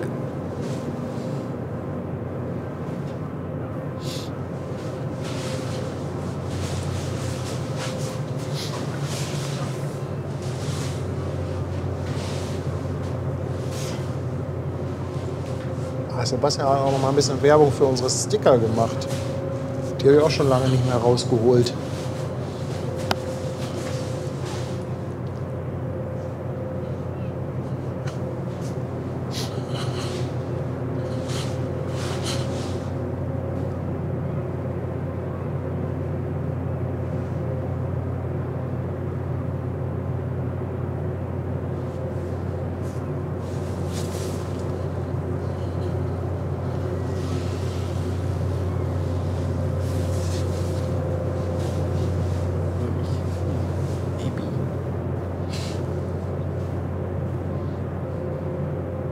Check das aus, Ebi.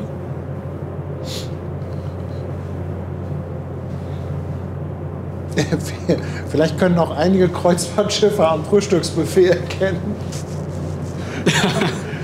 Mit Sicherheit. Das wäre doch was. Der Bunny, ganz lieben Dank, nochmal 2 Euro Nachtzuschlag. Dankeschön.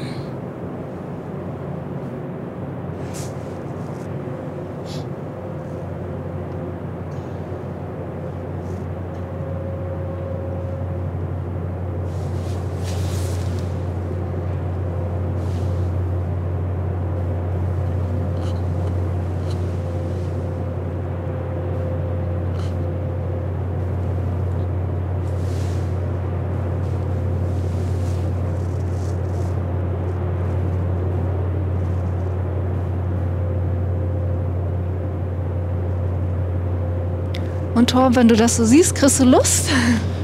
Auf jeden Fall. Also seit gestern, als ich auf der Gedankensexpress war, also ich freue mich schon. Es tat auch schon weh, runterzugehen, aber man freut sich dann schon wieder los zu dürfen. Also eine gewisse Sehnsucht ist da.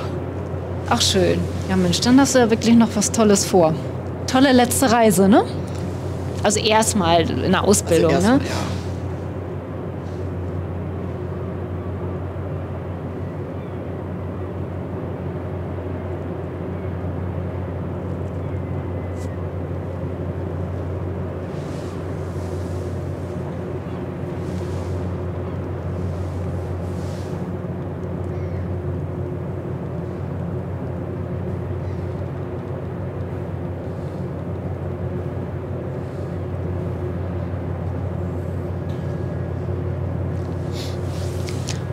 Wo fährt die denn hin? Habe ich das jetzt mitgekriegt oder verpasst? Ich glaube, Antwerpen Okay. stand dran, oder?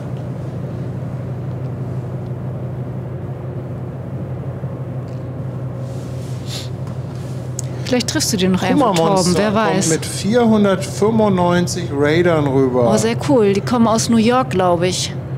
Das Und ist- die haben alle hier so einen Raid-Spruch drauf. Kuma shows us how to milk. Ich glaube, Das die ist ja kommen witzig. aus New York. Der macht so der macht so Walks. Ah, okay. Vielleicht müssen wir uns auch mal so einen Schlachtruf überlegen, wenn wir einen Raid machen und dann alle Vielleicht- rüberkommen in den Chat. Vielleicht solltest du den noch mal ganz kurz ein bisschen auf Englisch begrüßen. Ist ja alles englischsprachig. Oh, mach du das mal. Ja, welcome, Kuma Monster Raiders. Nice to have you on board. My wife said, you're coming from New York. Was mal? Street Art? Nee, der macht so Walks. Ach so, Walks in New York. Ah. Muss ich mir mal angucken.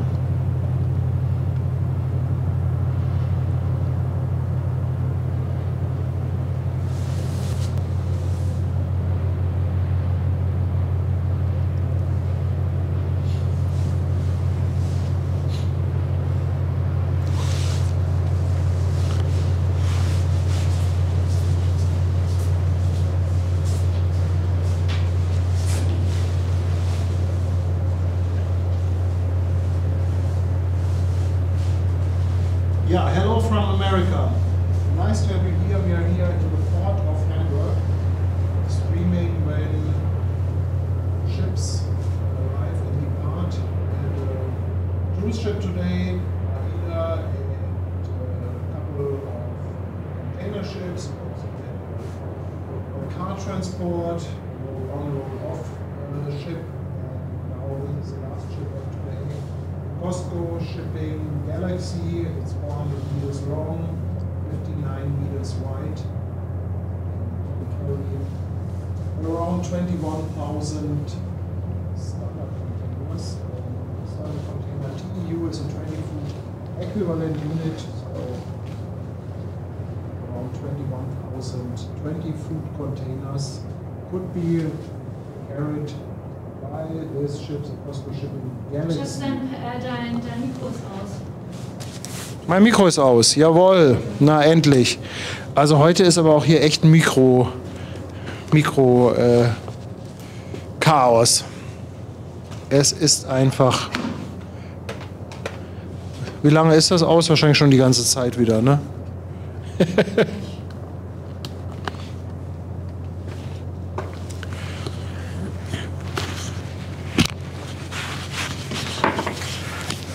Okay. My microphone was running out of battery.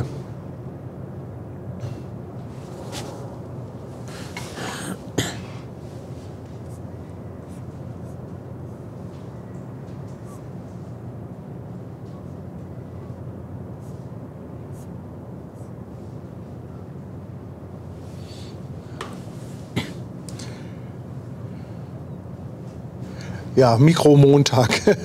Das ist richtig. Das ist richtig.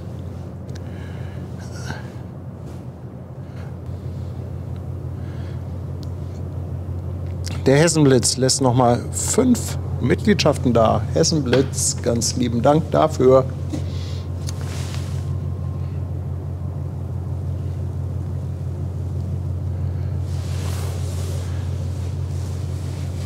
Das sieht einfach cool aus, wenn die ganze Beleuchtung hinten auf der Manöverstation anhaben und das dann nach unten auf das Wasser strahlt und reflektiert. Das war bei der Gdansk auch so. Ja, ich habe genau auf der Brand von Peter, guck mal, das gut sehen.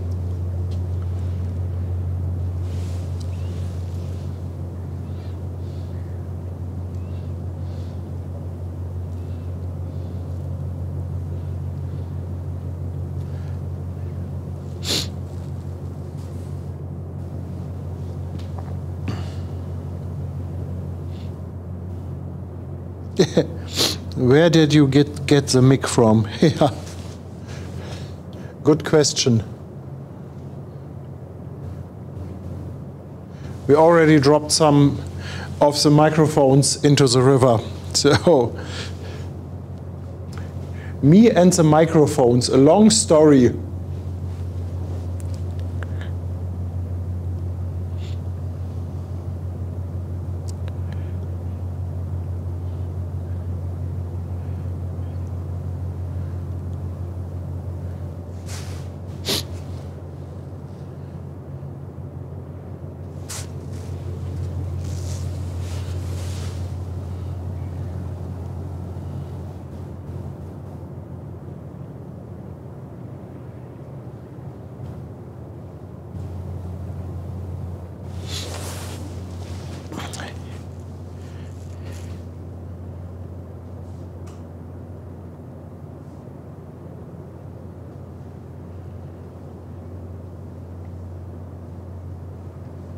Hier die Frage, wann müsst ihr morgen früh raus?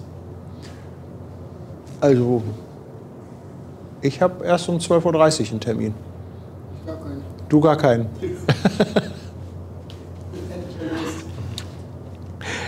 Optimus Prime, what building is that? That is actually the old building of a terminal building for the England ferry. Until, I think, the mid-1990s, we had a regular ferry service from Hamburg to England, and that was a terminal building. Now there's a restaurant in and some offices.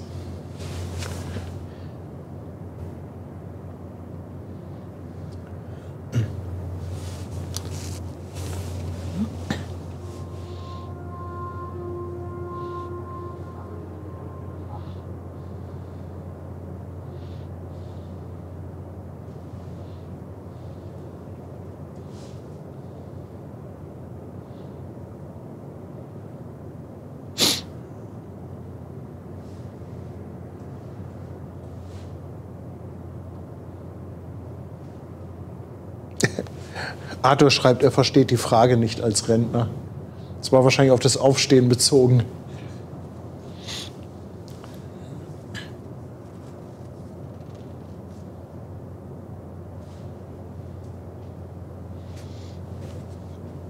Ja, aber da fährt sie dann so langsam weg.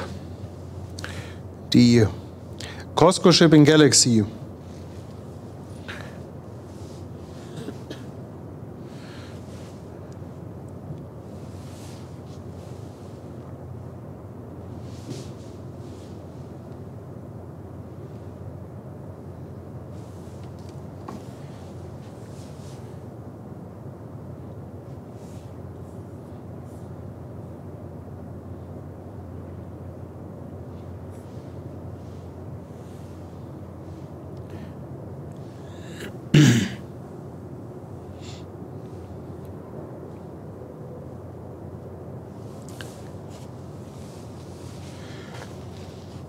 Okay, ich glaube, so langsam nähern wir uns dem Ende von diesem Stream. Die Costco Shipping Galaxy fährt da im Hintergrund weg. Ich würde sagen, dann... Ich muss noch mal hier das rote Licht ausmachen, damit man uns gleich auch sieht. Willst du noch mal hier rüberkommen? Tanja hat sich ausgeklingt, nachdem ich ihr Mikro übernommen habe.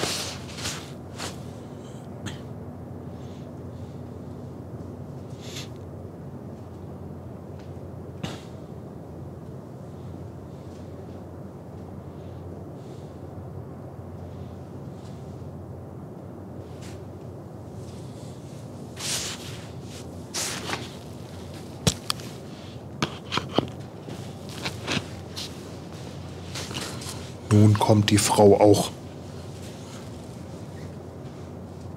So, danke. Jetzt sind wir noch mal hier im Bild. Jetzt leider nur noch mit einem Mikrofon.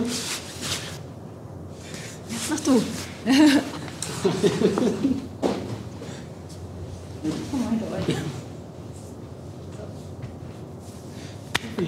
Slapstick.